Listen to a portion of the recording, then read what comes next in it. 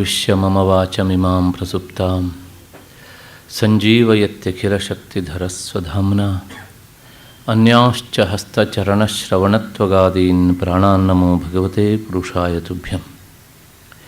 ಯಾವರ್ಣಪದವಾಕ್ಯಾರ್ಥಗದ್ಯಪದ್ಯಸ್ವರೂಪಿಣೀ ವಾಚಿ ನರ್ತಯತ್ ಕ್ಷಿಪ್ರಂ ಮೇಧಾನ್ ದೇವಿ ಸರಸ್ವತಿ. ಮೂಕಂ ಕರೋತಿ ವಾಚಾಲಂ ಪಂಗುಂ ಲಂಘಯತೆ ಗಿರಿಂ ಯತ್ಕೃಪಾತಮಹಂ ವಂದೇ ಪರಮಾನಂದಮಾಧವಂ.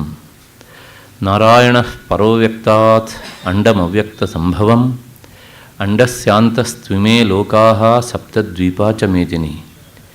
ಶ್ರುತಿಸ್ಮೃತಿಪುರಾಣಾನಾಂ ಆಲಯಂ ಕರುಣಾಲಯಂ ನಮಾಮಿ ಭಗವತ್ಪಾದಂ ಶಂಕರಂ ಲೋಕಶಂಕರಂ. ನಮಸ್ತಸ್ಮೈ ಭಗವತೆ ಶಂಕರಾಚಾರ್ಯರೂಪಿಣೆ ಯೇನ ವೇದಾಂತ ವಿದ್ಯೇಯಂ ಉದ್ಧೃತಾ ವೇದಸಾಗರಾತ್.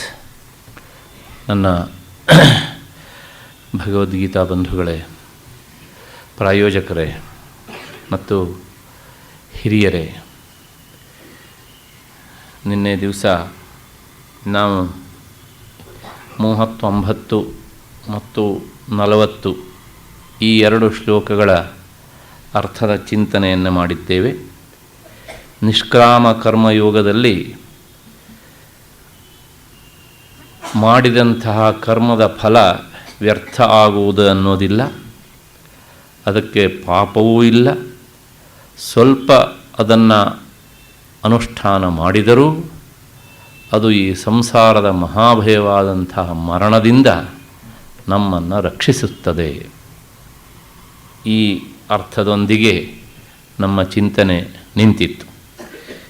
ಈಗ ನಾವು ನೋಡಬೇಕಾದದ್ದು ಮುಂದಿನ ಶ್ಲೋಕ. ವ್ಯವಸಾಯಾತ್ಮಿಕ ಬುದ್ಧಿ ಏಕೇಹ ಕುರುನಂದನ ಬಹುಶಾಖಾ ಹ್ಯನಂತಾಶ್ಚ ಬುದ್ಧಯೋ ಅವ್ಯವಸಾಯಿನಾಂ. ಅರ್ಜುನ, ಈ ಶ್ರೇಯಸ್ಸಿನ ದಾರಿಯಲ್ಲಿ ಆತ್ಮತತ್ವದ ನಿಶ್ಚಯ ಎನ್ನುವಂತಹ ಬುದ್ಧಿ ಅದು ಏಕರೂಪದ್ದಾಗಿ ಇರಬೇಕು. ಯಾರಿಗೆ ದೃಢವಾದಂತಹ ಈ ನಿಶ್ಚಯವಾದ ಬುದ್ಧಿ ಇರುವುದಿಲ್ಲವೋ ಅವರ ಬುದ್ಧಿಗಳು ಬಹಳ ಕವಲುಗಳಾಗಿ ಅವು ಬೇರೆ ಬೇರೆ ದಾರಿಯಲ್ಲಿ ಪ್ರಯಾಣ ಮಾಡ್ತವೆ. ಆ ಒಂದೊಂದು ಕವಲಿನಲ್ಲೂ ಮತ್ತೆ ಅನೇಕ ಭೇದಗಳು ಉಂಟಾಗ್ತವೆ. ಇದಿಷ್ಟು ಈ ಶ್ಲೋಕದ ಭಾವಾರ್ಥ. ಈ ಶ್ಲೋಕದಲ್ಲಿ ಗೀತಾಚಾರ್ಯ ಏನು ಹೇಳ್ತಾನೆ ಅಂದರೆ, ವ್ಯವಸಾಯಾತ್ಮಿಕ ಬುದ್ಧಿ ಏಕಾ ಇಹ. ಇಹ ಅಂದರೆ ಈ ಶ್ರೇಯಸ್ಸಿನ ದಾರಿ, ಅಂದರೆ ಮೋಕ್ಷದ ದಾರಿಯಲ್ಲಿ ನಿಶ್ಚಯಾತ್ಮಕವಾದಂತಹ ಬುದ್ಧಿ ಇರಬೇಕು. ಅಂದರೆ ಚಂಚಲವಾದಂತಹ ಬುದ್ಧಿ ಇರಬಾರದು.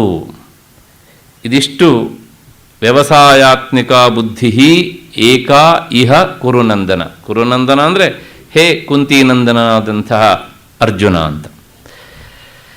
ಇಲ್ಲಿ ಬಂದಂತಹ ಈ ಶಬ್ದ ನಮಗೆ ಲೋಕದ ಅರ್ಥದ ಹಿನ್ನೆಲೆಯಲ್ಲಿ ಪರಿಚಯ ಉಂಟು. ಲೋಕದಲ್ಲಿ ವ್ಯವಸಾಯ ಅನ್ನೋದಕ್ಕೆ ಕೃಷಿ ಕೆಲಸ, ಬೇಸಾಯ ಅಂತ ಅರ್ಥ. ಆದರೆ ಗೀತೆಯಲ್ಲಿ ಬಂದಂಥ ಅರ್ಥ ಸ್ವಲ್ಪ ಬೇರೆ ರೀತಿಯಾದದ್ದು. ಇಲ್ಲಿ ಇದಕ್ಕೆ ಏನು ಅರ್ಥ ಅಂದರೆ, ಸಂತತವಾದಂತಹ ನಿರಂತರವಾದ ಪ್ರಯತ್ನ, ಏಕೋದ್ದೇಶವುಳ್ಳಂತಹ ನಿರಂತರವಾದ ಪರಿಶ್ರಮ, ಆ ನಿರಂತರವಾದಂತಹ ಚಿಂತನೆ, ಇದೇ ಒಂದು ರೀತಿಯ ತಪಸ್ಸು ಎನ್ನುವಂತಹ ಅರ್ಥದ ಹಿನ್ನೆಲೆಯಲ್ಲಿ ವ್ಯವಸಾಯಾತ್ಮಿಕ ಬುದ್ಧಿ ಅಂತ. ಕೃಷಿಕರಿಗೂ ವ್ಯವಸಾಯ ಮಾಡ್ತಾರೆ ಅಂತ ಹೇಳಿದ್ರೆ ಇದೇ ಅರ್ಥದ ಹಿನ್ನೆಲೆಯಲ್ಲಿಯೇ ಒಬ್ಬ ಕೃಷಿಕನಾದವನು ಅದಕ್ಕೆ ಸಂಬಂಧಿಸಿದ ಹಾಗೆ ನಿರಂತರ ಆತ ಶ್ರಮವನ್ನು ವಹಿಸಲೇಬೇಕು. ಯಾಕೆಂದರೆ ಹೊಲ ಉಳುವುದರಿಂದ ಹಿಡಿದು ಬೀಜ ಬಿತ್ತೋದ್ರಿಂದ ಹಿಡಿದು ಮತ್ತೆ ಕಳೆ ತೆಗೆಯೋದ್ರಿಂದ ಹಿಡಿದು ಬೆಳೆ ಬರುವವರೆಗೂ ಸಹ ಅವನ ಪ್ರಯತ್ನದಲ್ಲಿ ಆ ನಿರಂತರತೆ ಎನ್ನುವಂತಹದ್ದು ಅದು ಏಕಾಕಾರವಾಗಿ ಹರಿತಾ ಇರಬೇಕಾಗತ್ತೆ. ಹಾಗಾಗಿಯೇ ಕೃಷಿಕರಿಗೆ ಅವರ ಜೀವನದಲ್ಲಿ ಇವತ್ತು ನಾವು ಬೇರೆ ಬೇರೆ ಕೃಷಿಯನ್ನು ಅವಲಂಬಿಸಿಕೊಂಡಿದ್ದೇವೆ. ಪ್ರಾಚೀನ ಕೃಷಿಯ ಪದ್ಧತಿಯಲ್ಲಿ ಅವರಿಗೆ ವಿಶ್ರಾಂತಿ ಅಥವಾ ವಿಶ್ರಮ ಎನ್ನುವಂಥದ್ದು ಬಹಳ ದುರ್ಲಭ ಆಗಿತ್ತು. ಇಷ್ಟು ಹಿನ್ನೆಲೆಯಲ್ಲಿ ಕೃಷಿಗೂ ಸಹ ಈ ಅರ್ಥದ ಹಿನ್ನೆಲೆಯಲ್ಲೇ ಬಂದದ್ದು ನಿರಂತರವಾದ ಪ್ರಯತ್ನ ಅಂತ. ಇವತ್ತು ಯಾವುದೇ ಕ್ಷೇತ್ರದಲ್ಲಾದರೂ ಸಹ ನಾವು ನಮ್ಮ ಉದ್ದಿಷ್ಟವಾದಂತಹ ಗುರಿಯನ್ನು ಸೇರಬೇಕು ಅಂತಾದರೆ ನಿರಂತರವಾದ ಪ್ರಯತ್ನವೂ ಬೇಕು, ಮತ್ತು ಏಕಾಗ್ರ ಚಿತ್ತತೆಯೂ ಸಹ ಬೇಕು. ಹಾಗಿಲ್ಲದೇ ಇದ್ದರೆ ಒಂದೊಂದು ಘಳಿಗೆಗೆ ಒಂದೊಂದು ಕಡೆಗೆ ಮನಸ್ಸನ್ನು ಹೊರಳಿಸ್ತಾ ಹೋದರೆ ಯಾವುದೇ ರೀತಿಯ ಪ್ರಯತ್ನವೂ ಸಹ ಕೈಗೂಡುವುದಿಲ್ಲ. ಗೀತಾಚಾರ್ಯ ಈ ಮಾತನ್ನು ಹೇಳ್ತಾ ನಮ್ಮನ್ನು ಇಲ್ಲಿ ಸ್ವಲ್ಪ ಎಚ್ಚರಿಸ್ತಾನೆ. ಏನು ಅಂದರೆ, ಇವತ್ತು ನಮ್ಮಲ್ಲಿ ಈ ಏಕಾಗ್ರತೆಯ ಪಾಠದ ಅವಶ್ಯಕತೆ ಬಹಳಷ್ಟು ಜನರಿಗೆ ಬೇಕಾಗಿದೆ. ಏಕೆಂದರೆ ನಮಗೆ ಏಕಾಗ್ರತೆ ಇಲ್ಲ ಅಂತಲ್ಲ, ಆದರೆ ಅದು ಅಕ್ಷೇತ್ರದಲ್ಲಿ ಹೆಚ್ಚು ಪ್ರಯೋಗವಾಗಿಬಿಡುತ್ತೆ, ಹೆಚ್ಚು ಬಳಕೆಯಾಗಿಬಿಡುತ್ತೆ. ಹಾಗಾಗಿ ಲೋಕದ ಆಕರ್ಷಣೆಗಳು ಇವತ್ತು ನಮ್ಮ ಏಕಾಗ್ರತೆ ಹಾಳಾಗೋದಕ್ಕೇನು ಬೇಕೋ ಆ ಎಲ್ಲ ಸೆಳೆತಗಳಿಂದ ನಮ್ಮನ್ನು ಎಳಿತಾ ಇವೆ. ಒಂದೊಂದು ಆಕರ್ಷಣೆಗೂ ಸಹ ನಾವು ಮನಸೋಲ್ತಾ ಹೋದರೆ ಕೊನೆಗೆ ನಾವು ನಮ್ಮ ಗುರಿಯನ್ನು ಮುಟ್ಲಿಕ್ಕೆ ಆಗದೆ, ದಡ ಸೇರಲಿಕ್ಕಾಗದೆ ಹಾಗೆಯೇ ಉಳ್ಕೊಂಡು ಬಿಡ್ತೇವೆ ಎನ್ನುವಂತಹ ಅರ್ಥದ ಹಿನ್ನೆಲೆಯಲ್ಲಿ ನಾನು ಕೆಲವು ಉದಾಹರಣೆಗಳನ್ನು ಕೊಡಬೇಕು. ಈ ಉದಾಹರಣೆಗಳನ್ನು DVG ಅವರ ಜೀವನ ಧರ್ಮ ಯೋಗದಲ್ಲೂ ಸಹ ಉದಾಹರಿಸಿದ್ದಾರೆ. ನಮಗೆಲ್ಲರಿಗೂ ಆಗುವಂತಹ ಈ ಏಕಾಗ್ರತೆಯ ಕೊರತೆ ಏನು ಅಂದರೆ, ಒಬ್ಬ ಉತ್ತಮವಾದಂತಹ ಸಂಗೀತಗಾರನಿದ್ದವನು ಅವನು ಸಾಮಾನ್ಯವಾಗಿ ತನಗಿಂತ ಹೆಚ್ಚು ಆದಾಯ ಬರುವಂತಹ ವೈದ್ಯರನ್ನು ನೋಡಿ ತಾನೂ ಸಹ ವೈದ್ಯನಾಗಬೇಕಿತ್ತು ಅಂತ ಬಯಸ್ತಾನೆ.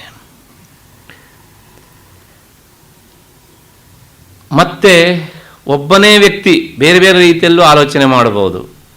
ಆಮೇಲೆ ಇನ್ನೊಬ್ಬ ವ್ಯಕ್ತಿ ಉತ್ತಮವಾದಂಥ ಒಂದು ನರ್ತನವನ್ನು ನೋಡಿದರೆ ನಾನು ಸಹ ಉತ್ತಮ ನರ್ತಕಿ ಆಗಬೇಕಿತ್ತು, ಉತ್ತಮ ನರ್ತನಕಾರನಾಗಬೇಕಿತ್ತು ಅಂತ ಬಯಸ್ತಾನೆ.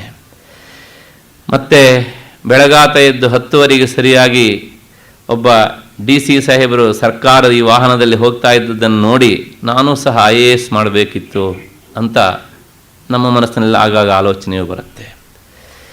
ಈ ಎಲ್ಲ ಆಲೋಚನೆಗಳಿಂದ ಏನಾಯಿತು ಅಂತಂದರೆ, ನೀನು ನಿನ್ನ ನಿರ್ದಿಷ್ಟವಾದಂಥ ಗುರಿಯನ್ನು ಸೇರೋದಕ್ಕೆ ಏನು ಬೇಕಿತ್ತೋ ಅದನ್ನು ಕಳೆದುಕೊಂಡ ಹಾಗಾಯಿತು.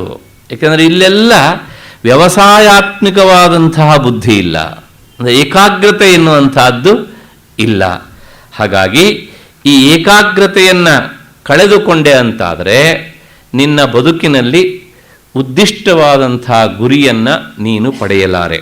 ಅಷ್ಟೇ ಅಲ್ಲ, ಬದುಕನ್ನು ಸಾರ್ಥಕಪಡಿಸಿಕೊಳ್ಳಬೇಕು ಅಂತ ಆದರೆ ಮೊದಲು ನಿನ್ನ ಗುರಿಯನ್ನು ಸಹ ನೀನು ನಿಶ್ಚಯಿಸಿಕೊಳ್ಳಬೇಕು.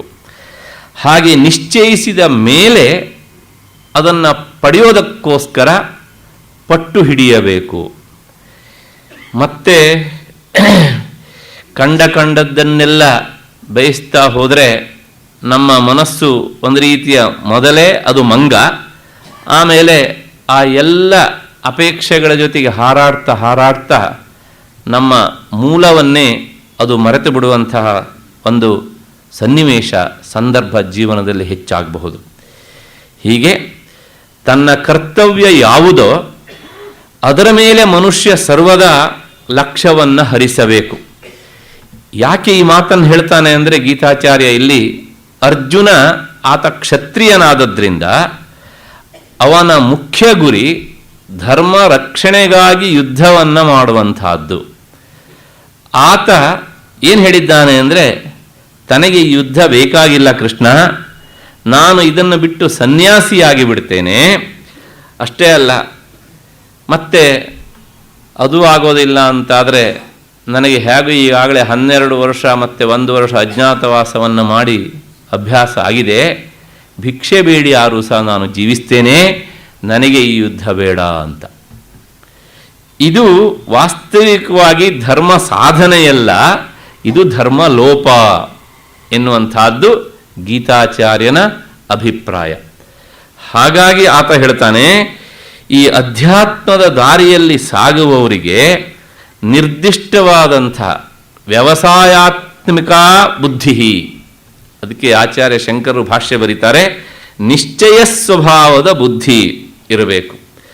ಹಾಗೆ ಬುದ್ಧಿ ಇಲ್ಲದೇ ಇದ್ದರೆ ಅವನು ತನ್ನ ಅಧ್ಯಾತ್ಮ ಸಾಧನೆಯಲ್ಲಿ ಮುಂದುವರಿಯಲಾರ. ಆ ಬುದ್ಧಿಯಾದರೂ ಸಹ ಹೇಗೆ ಇರಬೇಕು ಅಂದರೆ ನಿಶ್ಚಯವಾದ ಬುದ್ಧಿ. ಆ ನಿಶ್ಚಯವಾದ ಬುದ್ಧಿಯ ಸ್ವರೂಪವನ್ನು ಸಹ ಗೀತೆ ಹೇಳುತ್ತೆ. ಕರ್ಮದಿಂದ ಬರುವಂತಹ ಫಲ ಅದು ಅನಿತ್ಯವಾದದ್ದು. ಅದು ಸ್ವರ್ಗವೇ ಆಗಿರಬಹುದು, ಸ್ವರ್ಗವೇ ಆದ್ರೂ ಸಹ ಅನುಭವಿಸಿ ಆದ ಮೇಲೆ ಮತ್ತೊಮ್ಮೆ ನಾವು ಇಲ್ಲಿ ಬಂದು ಜನ್ಮ ಎತ್ತಲೇಬೇಕು. ಹೀಗೆ ತಿಳ್ಕೊಂಡು ಈ ಸಕಾಮ ಕರ್ಮಗಳನ್ನು ಮಾಡಲಿಕ್ಕೆ ಮುಂದಾಗದೆ ನಿಷ್ಕಾಮ ಕರ್ಮವನ್ನೇ ಮಾಡಬೇಕು ಅನ್ನುವಂತಹ ವ್ಯವಸಾಯಾತ್ಮಕವಾದಂತಹ ಬುದ್ಧಿ ಇರಬೇಕು. ಹಾಗಾಗಿ ವ್ಯವಸಾಯಾತ್ಮಿಕ ಬುದ್ಧಿ ಏಕೇಹ ಕುರುನಂದನ ಅಂದರೆ ಮುಂದಿನ ಮಾತು ಹೇಳುತ್ತೆ ಏನು, ಅವ್ಯವಸಾಯಿನಾಂ ಬುದ್ಧಯ ಬಹುಶಾಖಾ. ಮತ್ತು ನಮ್ಮಲ್ಲಿ ಈ ಸ್ವರ್ಗದ ಫಲಾಪೇಕ್ಷೆಯುಳ್ಳಂತಹ ವ್ಯವಸಾಯವಿಲ್ಲದ ಅಂದರೆ ನಿಶ್ಚಯಾತ್ಮಕವಾದಂತಹ ಬುದ್ಧಿ ಇಲ್ಲದೆ ಇರುವಂತಹ ಕೆಲವು ಜನರಿದ್ದಾರೆ. ಅಂಥವರ ಬುದ್ಧಿ ಏನಾಗತ್ತೆ ಅಂದರೆ ಬಹುಶಾಖೋಪಶಾಖೆಗಳಲ್ಲಿ ಅದು ಹರಡಿ ಹೋಗುತ್ತೆ.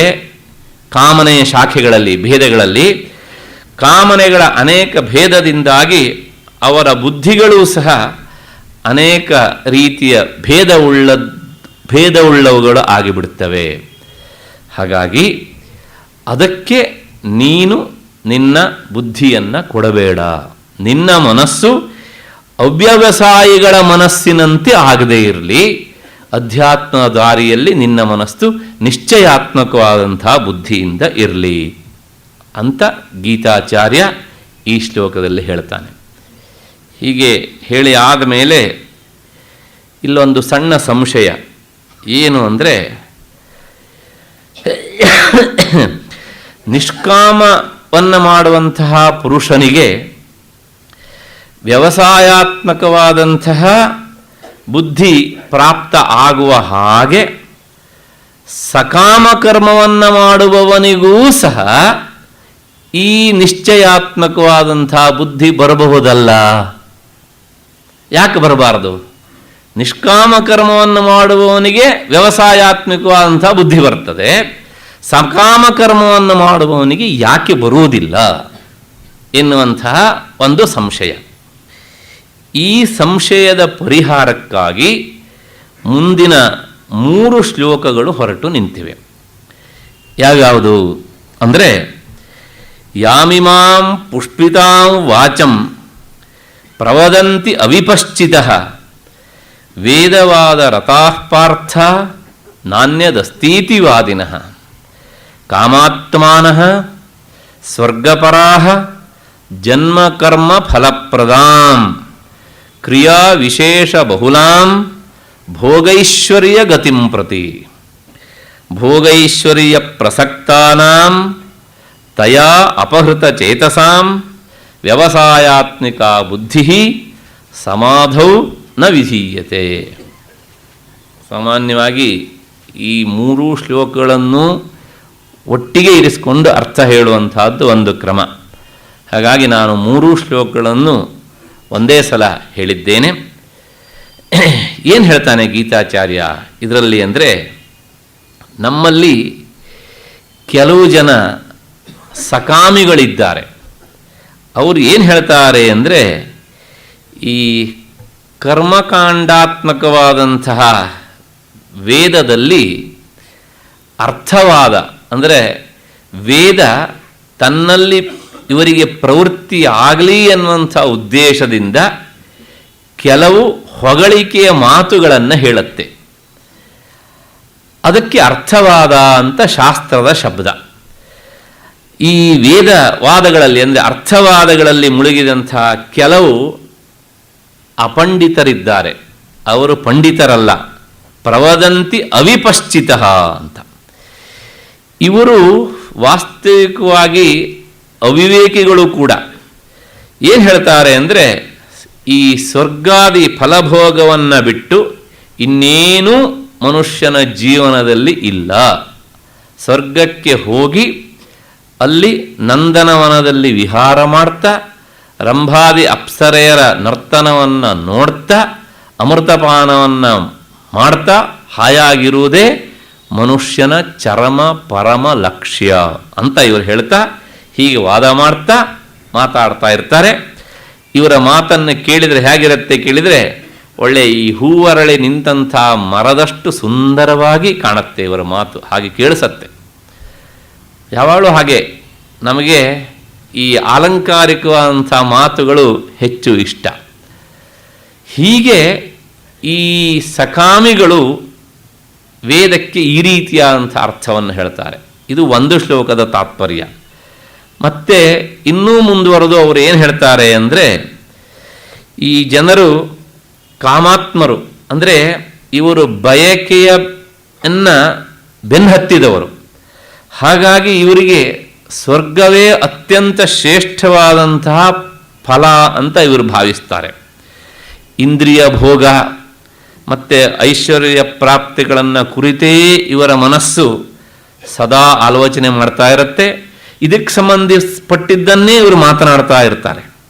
ಹೀಗೆ ಇವರ ಈ ಬಣ್ಣ ಬಣ್ಣದ ಮಾತನ್ನು ಕೇಳ್ತಾ ಇದ್ದರೆ ಎಲ್ಲರಿಗೂ ಸಹ ಅವರ ಮಾತಿನಲ್ಲಿ ಸೆಳೆತ ಉಂಟಾಗುತ್ತೆ. ಆದರೆ ಅವರೇ ಮತ್ತೆ ಮುಂದುವರೆದು ಹೇಳ್ತಾರೆ, ಜನ್ಮ ಕರ್ಮ ಫಲಪ್ರದಾಂ, ಈ ಸಕಾಮದ ದಾರಿಯಲ್ಲಿ ನೀವು ಮುಂದಕ್ಕೆ ಹೋದರೆ ಸ್ವರ್ಗವನ್ನು ಸೇರಿದರೂ ಮತ್ತೆ ಏನಾಗುತ್ತೆ ಕೇಳಿದರೆ, ಮತ್ತೆ ಅಲ್ಲಿಂದ ವಾಪಸ್ ಬರಬೇಕು, ಮತ್ತೆ ಬಂದು ಹುಟ್ಟುತ್ತೀರಿ, ಹುಟ್ಟಿದ ತಪ್ಪಿಗೆ ಮತ್ತೆ ಪುನಃ ಕರ್ಮವನ್ನು ಮಾಡ್ತೀರಿ, ಕರ್ಮವನ್ನು ಮಾಡಿದ ತಪ್ಪಿಗೆ ಮತ್ತೆ ಪುನಃ ಫಲ ಅನುಭವಿಸೋದಕ್ಕೋಸ್ಕರ ಮತ್ತೆ ಪುನಃ ಹುಟ್ಟುತ್ತೀರಿ. ಹಾಗಾಗಿ ಈ ಸಕಾಮ ದಾರಿಯಲ್ಲಿ ಹೋಗುವವರಿಗೆ ಜನ್ಮ ಕರ್ಮ ಫಲಪ್ರದಾಂ ಇದೆರಡು ನಿರಂತರ ಆಗ್ತಾನೇ ಇರುತ್ತೆ. ಹುಟ್ಟು ಮತ್ತೆ ಸಾವು, ಸತ್ತಿದ್ದಕ್ಕೋಸ್ಕರ ಮತ್ತೆ ಹುಟ್ಟು, ಹುಟ್ಟುತ್ತ ಮತ್ತೆ ಸಾಯುತ್ತ ಮತ್ತೆ ಜನನಿಯ ಜಠರದಿ ಬೇಯುತ್ತ ಮತ್ತೆ. ಹೀಗೆ ಆಚಾರ್ಯ ಶಂಕರರು ಹೇಳಿದ್ದೇನೆ, ಪುನರಪಿ ಜನನಂ ಪುನರಪಿ ಮರಣಂ. ಇದು ಆ ಸಕಾಮ ಕರ್ಮಿಗಳು ಹೇಳ್ತಾ ಇರುವಂತಹ ಸ್ವರ್ಗದ ದಾರಿಯಲ್ಲಿ ಹೋಗುವವರಿಗೆ ಸಿಗುವಂತಹ ಫಲ. ಮತ್ತೆ ಇವರೇನು ಹೇಳ್ತಾರೆ ಅಂದರೆ, ಈ ವೇದ ಪುನರ್ಜನ್ಮ ಎನ್ನುವಂತಹ ಫಲವನ್ನು ಕೊಡುತ್ತೆ ಅಂತ. ಇದೊಂದು ಉತ್ತಮವಾದ ಫಲ ಅಂತ. ಯಾವುದನ್ನು ಸಾಧಕರು ಸುತರಾಂ ಬೇಡ ಅಂತ ಹೇಳ್ತಾರೋ ಅದನ್ನು ಈ ಸಕಾಮಿಗಳು ಅದನ್ನು ಬಯಸ್ತಾರೆ ಹೀಗೆ ಅಂತ. ಅಷ್ಟೇ ಅಲ್ಲ, ಅವರ ಈ ಬಣ್ಣದ ಮಾತನ್ನು ಕೇಳ್ತಾ ಕೇಳ್ತಾ ಹೋದಾಗ ಆ ದಾರಿಯಲ್ಲಿ ಸಾಗುವವರು ಹತ್ತಾರು ತರಹದ ಬೇರೆ ಬೇರೆ ಕ್ರಿಯೆಗಳನ್ನು ಕರ್ಮಗಳನ್ನು ಮಾಡಬೇಕಾಗತ್ತೆ. ಈ ಸಕಾಮದ ದಾರಿಯಲ್ಲಿ ಸಾಕಷ್ಟು ಕರ್ಮ ಭೇದಗಳು ಬೆಳೆದುಕೊಂಡು ನಿಂತಿವೆ. ಮತ್ತು ಇಷ್ಟು ಆದಮೇಲೆ ಈ 44ನೆಯ ಶ್ಲೋಕ ಏನು, ಭೋಗ ಮತ್ತು ಐಶ್ವರ್ಯಗಳಲ್ಲಿ ತೊಡಗಿದವರಿಗೆ ಅತ್ಯಂತ ಕ್ರಿಯಾಬಾಹುಳ್ಯವಾದಂತಹ ಈ ಮಾತಿನಿಂದ ಏನಾಗುತ್ತೆ ಅಂದರೆ, ಅವರ ವಿವೇಕ ಸರಿ ತಪ್ಪು ಎನ್ನುವ ನಿರ್ಧಾರ ಮಾಡುವಂತಹ ಬುದ್ಧಿ ಅದು ಸಂಪೂರ್ಣವಾಗಿ ಕೊಚ್ಚಿ ಹೋಗಿರ್ತದೆ, ಮುಚ್ಚಿ ಹೋಗಿರ್ತದೆ. ಅವರ ಅಂತಃಕರಣದಲ್ಲಿ ಏನಾಗ್ತದೆ ಅಂದರೆ, ವ್ಯವಸಾಯಾತ್ಮಕವಾದಂತಹ ನಿಶ್ಚಯವಾದಂತಹ ಬುದ್ಧಿ ಸಂಪೂರ್ಣವಾಗಿ ನಾಶವಾಗಿ ಬಿಡ್ತದೆ ಅಂತ. ಇದಿಷ್ಟು ಈ 3 ಶ್ಲೋಕದ ಒಟ್ಟು ತಾತ್ಪರ್ಯ. ಇವುಗಳಿಗೆ ಸ್ವಲ್ಪ ವಿವರಣೆ ಬೇಕು. ಇಲ್ಲಿ ನೇರವಾಗಿ ಮೀಮಾಂಸಕರ ಹೆಸರನ್ನು ವ್ಯಾಖ್ಯಾನಕಾರರು ಉಲ್ಲೇಖ ಮಾಡಲಿಲ್ಲ. ಆದರೆ ನಮ್ಮಲ್ಲಿ ಪೂರ್ವಮೀಮಾಂಸಕರು ಅಂತ ಇದ್ದಾರೆ. ವೇದಾಂತಿಗಳನ್ನು ಉತ್ತರ ಮೀಮಾಂಸಕರು ಅಂತ ಕರೀತಾರೆ. ಈ ಪೂರ್ವಮೀಮಾಂಸಕರು ಸಾಮಾನ್ಯವಾಗಿ ವೇದ ಇರುವುದೇ ಸ್ವರ್ಗವನ್ನು ಕೊಡೋದಕ್ಕೆ ಎನ್ನುವಂತಹ ಅರ್ಥದ ಹಿನ್ನೆಲೆಯಲ್ಲಿ ವೇದದ ಪೂರ್ವಭಾಗವಾದಂಥ ಕರ್ಮಕಾಂಡಕ್ಕೆ ಈ ರೀತಿಯಾದಂಥ ಅರ್ಥವನ್ನು ಅವರು ಹಚ್ಚಿ ಹೇಳ್ತಾರೆ. ಜ್ಯೋತಿಷ್ಠೋಮೇನ ಸ್ವರ್ಗಕಾಮಃ ಯಜೇತ, ನಿನಗೆ ಸ್ವರ್ಗಕ್ಕೆ ಹೋಗಬೇಕು ಅಂತಾದರೆ ಜ್ಯೋತಿಷ್ಠೋಮ ಯಾಗದಿಂದ ಭಗವಂತನನ್ನು ಅರ್ಚಿಸು ಅಂತ. ಹೀಗೆಲ್ಲ ಈ ವೇದ ಇರುವುದೇ ಮನುಷ್ಯನ ಕಾಮನೆಗಳನ್ನು ಈಡೇರಿಸುವುದಕ್ಕೆ ಎನ್ನುವ ಹಾಗೆ ಅವರು ಹೇಳ್ತಾರೆ ಮೀಮಾಂಸಕರು. ಆದರೆ ನಾವು ಒಂದು ನೆನಪಿಟ್ಕೊಳ್ಬೇಕು, ಇದೇ ವೇದದ ಅಂತಿಮವಾದ ಗುರಿ ಅಲ್ಲ. ಇದು ಮೀಮಾಂಸಕರ ಅಭಿಪ್ರಾಯ. ವೇದದಲ್ಲಿ ಕರ್ಮಕಾಂಡ ಮತ್ತು ಜ್ಞಾನಕಾಂಡ ಅಂತ ಪ್ರಧಾನವಾಗಿ ಎರಡು ಭಾಗಗಳಿವೆ. ಯಾರಿಗೆ ಇಂದ್ರಿಯ ಸುಖದಲ್ಲಿ ಇನ್ನೂ ಸಹ ಆಸಕ್ತಿ ಉಂಟೋ, ವೈರಾಗ್ಯ ಬರಲಿಲ್ವೋ ಅಂಥವರಿಗಾಗಿ ಈ ಕರ್ಮಕಾಂಡ. ಯಾರಿಗೆ ಇಂದ್ರಿಯ ಸುಖಗಳಲ್ಲಿ ವೈರಾಗ್ಯ ಬಂದಿದೆಯೋ, ಇದರ ಹಣೆ ಬರಹ ಇಷ್ಟೇ, ಇದು ನನಗೆ ಬೇಡ ಅಂತ ಅನ್ನಿಸಿದೆಯೋ, ಅವರಿಗೆ ಕರ್ಮಕಾಂಡದ ಅವಶ್ಯಕತೆ ಇಲ್ಲ. ಮತ್ತು ಯಾರಿಗೆ ಮೋಕ್ಷ ಎನ್ನುವಂತಹ ಪರಮ ಪುರುಷಾರ್ಥದಲ್ಲಿ ಬಲವಾದಂಥ ಬಯಕೆ ಉಂಟೋ ಅವರಿಗಾಗಿ ಜ್ಞಾನಕಾಂಡ. ಹೀಗೆ ಈ ಐಶ್ವರ್ಯ ಮತ್ತು ದನ, ಕರು, ಸಂಪತ್ತು, ಭೂಮಿ, ಮನೆ, ಸ್ವರ್ಗ ಮುಂತಾದನ್ನು ಬಯಸುವಂಥವರೆಲ್ಲರೂ ಸಹ ಈ ಕರ್ಮಕಾಂಡದಲ್ಲಿ ಹೆಚ್ಚು ತೊಡಗಿಕೊಳ್ತಾರೆ. ಯಜ್ಞಯಾಗಾದಿಗಳ ಫಲವನ್ನು ಪಡೆಯೋದಕ್ಕೆ ಅವರು ಅಪೇಕ್ಷೆ ಪಡ್ತಾರೆ. ಈ ಕರ್ಮ ಏನು ಮಾಡುತ್ತೆ ಕೇಳಿದರೆ, ಯಜ್ಞ ಮಾಡಿದಾಗ ಯಾವ ಉದ್ದೇಶದಿಂದ ನಾವು ಯಜ್ಞವನ್ನು ಮಾಡ್ತೇವೋ ಆ ಉದ್ದೇಶವನ್ನು ಆ ಕರ್ಮ ಫಲದ ರೂಪದಿಂದ ಈಡೇರಿಸ್ತದೆ ಎನ್ನುವಂಥದ್ದು ಕರ್ಮದ ಸಿದ್ಧಾಂತ. ಹಾಗಾಗಿ ನೀವು ಯಾವುದೇ ಕಾಮನೆಯನ್ನು ಹೊತ್ತು ಕರ್ಮವನ್ನು ಮಾಡಿದಾಗ ಆ ಕಾಮನೆಗೆ ಸರಿಯಾಗಿ ಯಜ್ಞ ಅಥವಾ ಕರ್ಮ ಫಲವನ್ನು ಕೊಡುತ್ತೆ. ಫಲವನ್ನು ಅನುಭವಿಸೋದಕ್ಕೋಸ್ಕರ ನೀವು ಇನ್ನೊಮ್ಮೆ ಜನ್ಮ ಎತ್ತಲೇಬೇಕು. ಅದನ್ನೇ ಅವರು ಹೇಳ್ತಾರೆ, ಜನ್ಮ ಕರ್ಮ ಫಲಪ್ರದ, ಮತ್ತೆ ಮತ್ತೆ ಈ ಹುಟ್ಟು ಸಾವುಗಳು ಎನ್ನುವಂಥ ಫಲವನ್ನು ಕೊಡುತ್ತೆ ಅಂತ. ಬಹಳ ಉತ್ತಮವಾದ ಫಲ ಎನ್ನುವ ಹಾಗೆ ಅವರು ಇದನ್ನು ವರ್ಣನೆ ಮಾಡ್ತಾರೆ. ಹೀಗೆ ನಂಬಿಕೊಂಡಿರುವಂತಹ ಕಾಮಾತ್ಮರು ಅವರು ಈ ದಾರಿಯಲ್ಲಿ, ಕಾಮಾತ್ಮರು ಅಂದರೆ ಸಕಾಮಾತ್ಮರು ಅಂತ ಅರ್ಥ, ಅವರು ಈ ದಾರಿಯಲ್ಲಿ ಹೋಗ್ತಾರೆ. ಅದನ್ನು ಗೀತಾಚಾರ್ಯ ಈ ಶ್ಲೋಕಗಳಲ್ಲಿ ನಿಂದಿಸ್ತಾನೆ.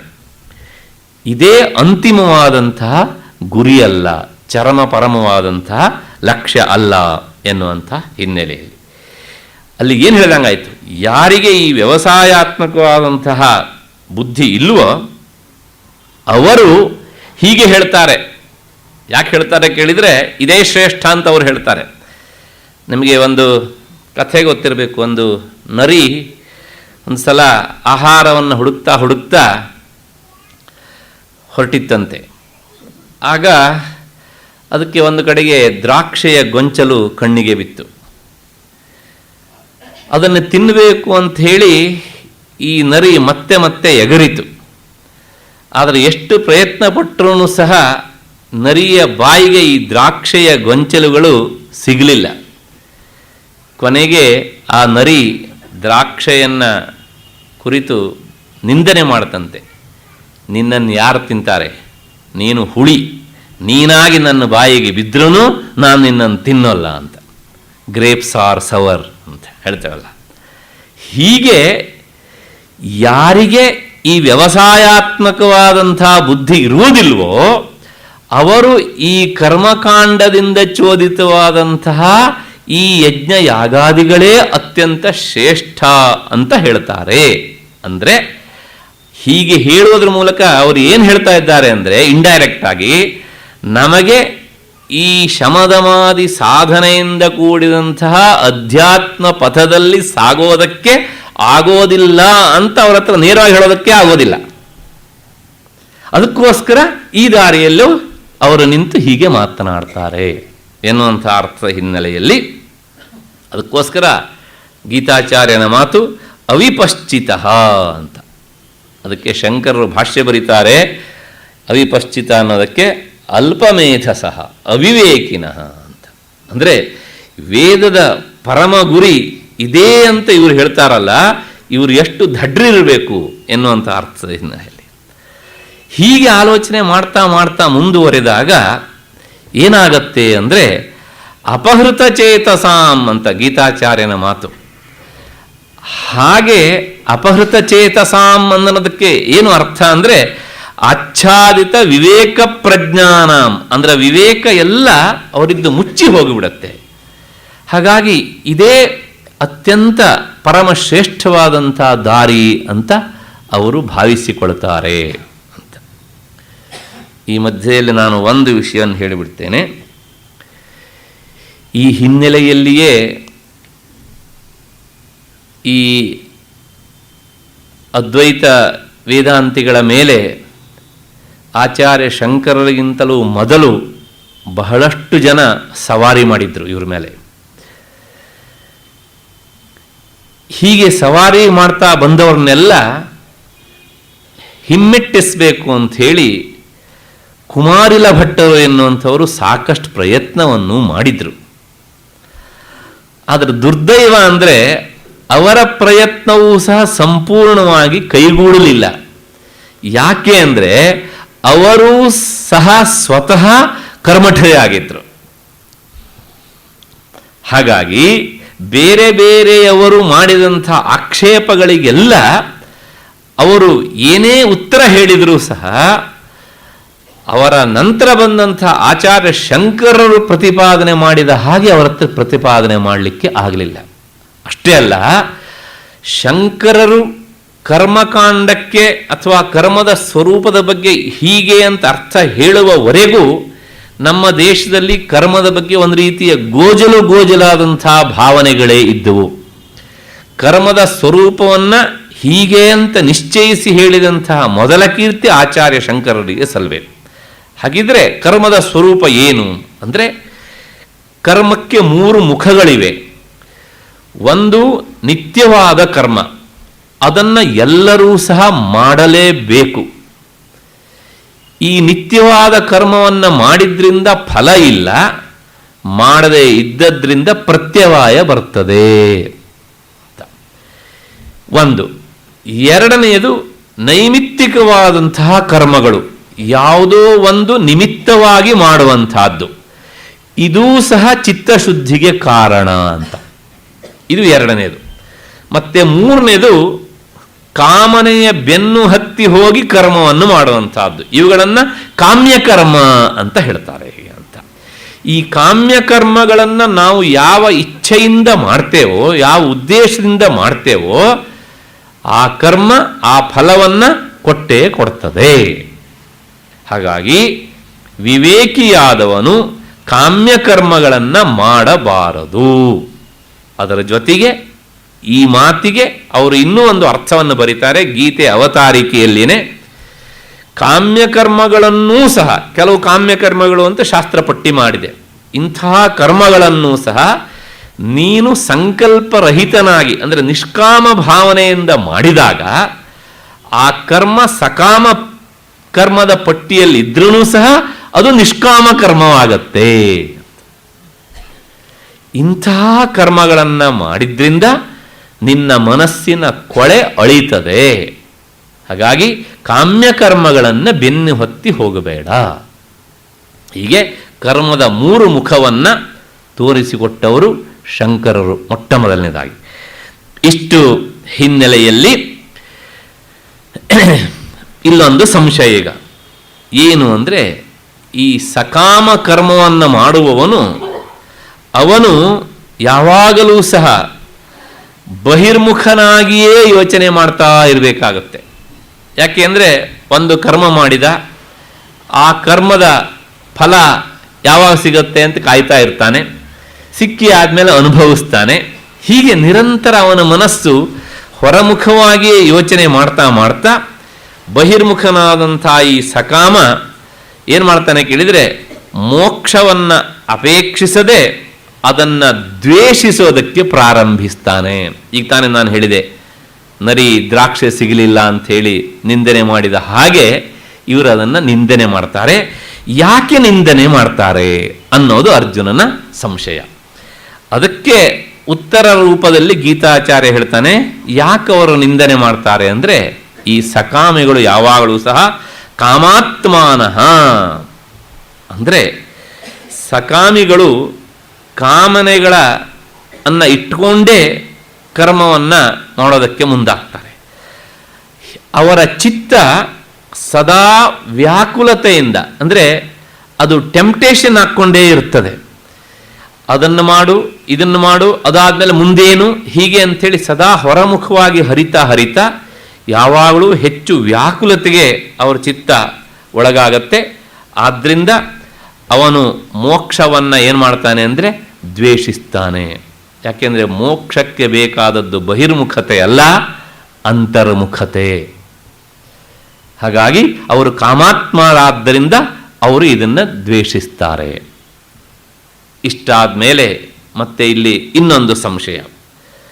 ಈ ಸಕಾಮರು ಇತರ ವಿಷಯಗಳನ್ನು ಅಪೇಕ್ಷಿಸುವಂತೆ ಆನಂದ ಸ್ವರೂಪವಾದಂಥ ಮೋಕ್ಷವನ್ನು ಯಾಕೆ ಅವರು ಇಷ್ಟಪಡುವುದಿಲ್ಲ? ಇದಕ್ಕೆ ಮುಂದಿನ ಒಂದು ಮಾತು ಹೇಳುತ್ತೆ ಇಲ್ಲಿ, ಸ್ವರ್ಗಪರಾಹ ಅಂತ. ಇವರಿಗೆ ಬೇಕಾದದ್ದು ಯಾವುದು ಅಂದರೆ ನಂದನವನದ ವಿಹಾರ, ಅಮೃತಪಾನ, ಅಲ್ಲಿನ ದೇವಲೋಕದ ಸ್ತ್ರೀಯರ ನರ್ತನ, ಇವೇ ಮೊದಲಾದವುಗಳಿಂದ ತುಂಬಿದಂತಹ ಸ್ವರ್ಗವೇ ಸರ್ವೋತ್ಕೃಷ್ಟ ಅಂತ ಇವರು ಭಾವಿಸ್ತಾರೆ.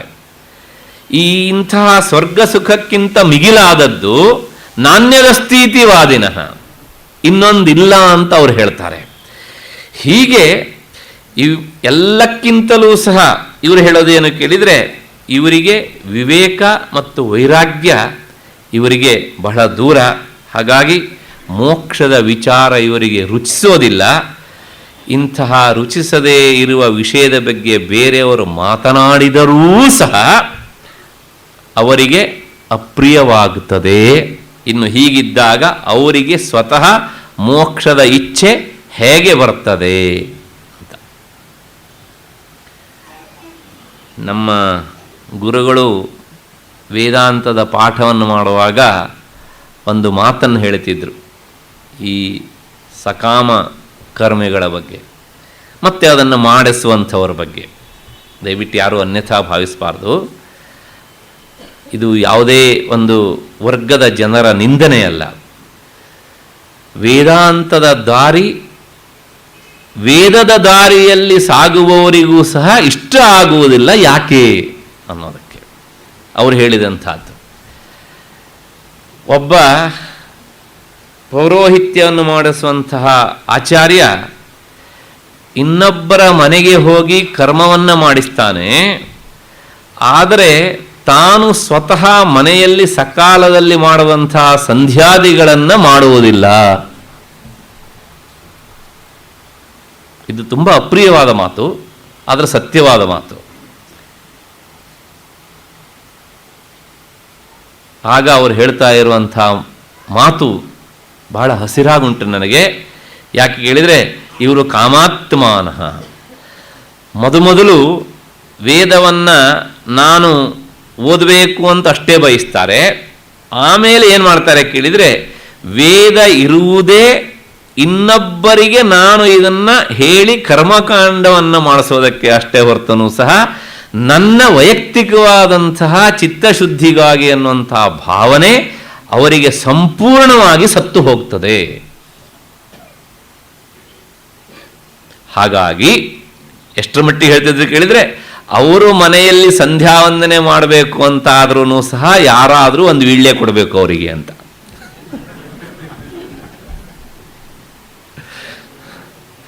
ಈ ಮಾತನ್ನ ಕೃಷ್ಣ ಜಯಿಸರು ಹಾಗಾಗಿ ಹೇಳ್ತಿದ್ರು. ಅಷ್ಟರ ಮಟ್ಟಿಗೆ ಯಾಕೆ ಹೀಗಾಗುತ್ತೆ ಕೇಳಿದರೆ, ಆ ಕಾಮನೆಯ ಪಾಚಿ ಅಷ್ಟು ಬಲವಾಗಿ ಕಟ್ಟಿಬಿಡುತ್ತೆ ಹೀಗೆ ಅಂತ.